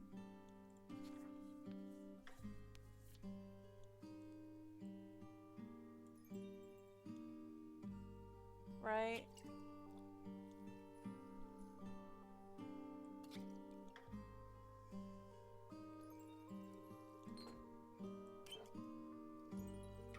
She's the one that likes the steel thing.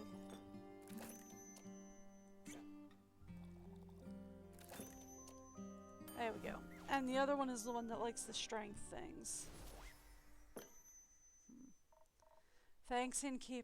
Much needed. You're welcome. Sure. Let's talk about your extraordinary fighting skills. Gotta say, I was really impressed with how you decimated those zombies. Takes a good beast slayer to know one. Nah, I'm more of the general fighting type, you know. But I can always appreciate two strong hands. And such a well-crafted great sword on top of it. Happy to see you appreciate solid craftsmanship. It was a gift from my Baba. She told me the great dragons themselves gifted it to her, but I don't know if that's true. Have you ever heard of the great axe of Ur? The most powerful weapon ever forged by the origin of this world themselves? You bet. You think it really exists? I mean, my Baba loved to tell stories. But if her sword was made by the dragons, maybe her great axe is also more than just a myth. Dwarves have their origins in the subterranean caves, you know, on the plains of Ur. I grew up in the labyrinth of caves surrounded by the gems and ores, legends and tales. I mean, I haven't seen it with my own two eyes, but I'm convinced the legendary weapon exists. I bet it's so large I probably wouldn't even be able to recognize it as an axe. I've heard Ur keeps it in their resting place at all times. Yeah, though so far no one has ever found that yet. And hopefully no one ever has to. What do you mean? You know the tale, if someone has to wake Ur up. The apocalypse would begin. But that's just an old tale, right? Something you tell kids that don't want to eat their food? You know, eat up or Ur will awaken.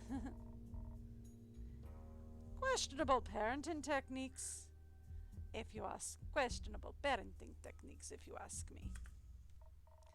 Yeah, I got to hear that a few times when I was still a wee bairn. All those tales ever did was make me want to craft a legendary weapon myself. Have you ever made something like it? Not yet, but I will soon. I'll make the greatest weapon ever forged and smash this year's Orhart blacksmithing competition to bits. I'll outcraft me ex-husband with ease, that ex-husband? Yeah, we used to work together. Now he claims I wouldn't stand a chance without him, but I'll prove him wrong. Anyways, Innkeep, Sher, I think it's getting quite late. It's been an exhausting week. Absolutely. Agreed. Let's get some rest.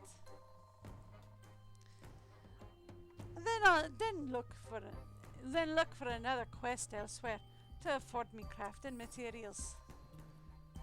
Good night, you two. Good night, Lynn.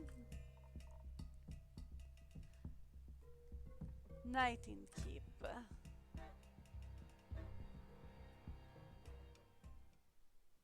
Alright then. Oh, this is probably as good a place to stop as any for me because I've got to make dinner for the family.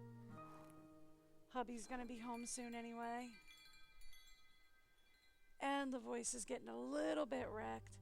I love doing voice work. Like, I love games like this because it gives me a chance to like do some voice work, and I love doing voice work.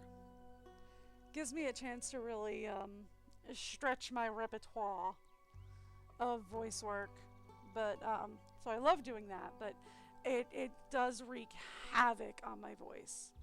Like, you can kind of hear the rasp starting a little bit. It does wreak havoc on my throat. Like, I'm not kidding. It does wreak havoc on my throat. But I do love it. It's a lot of fun. Slipping between the accents and all that. I'm not saying I'm the queen of accents. I'm not half bad at a lot of them, but I'm not half good either. And like, slipping between a lot of them is kind of hard because a lot of them are so similar. Like, slipping between Russian and Celtic is kind of difficult because they're both so similar. So like, doing Rhea and Lynn at the same time, like you saw, is very difficult because they're both very similar.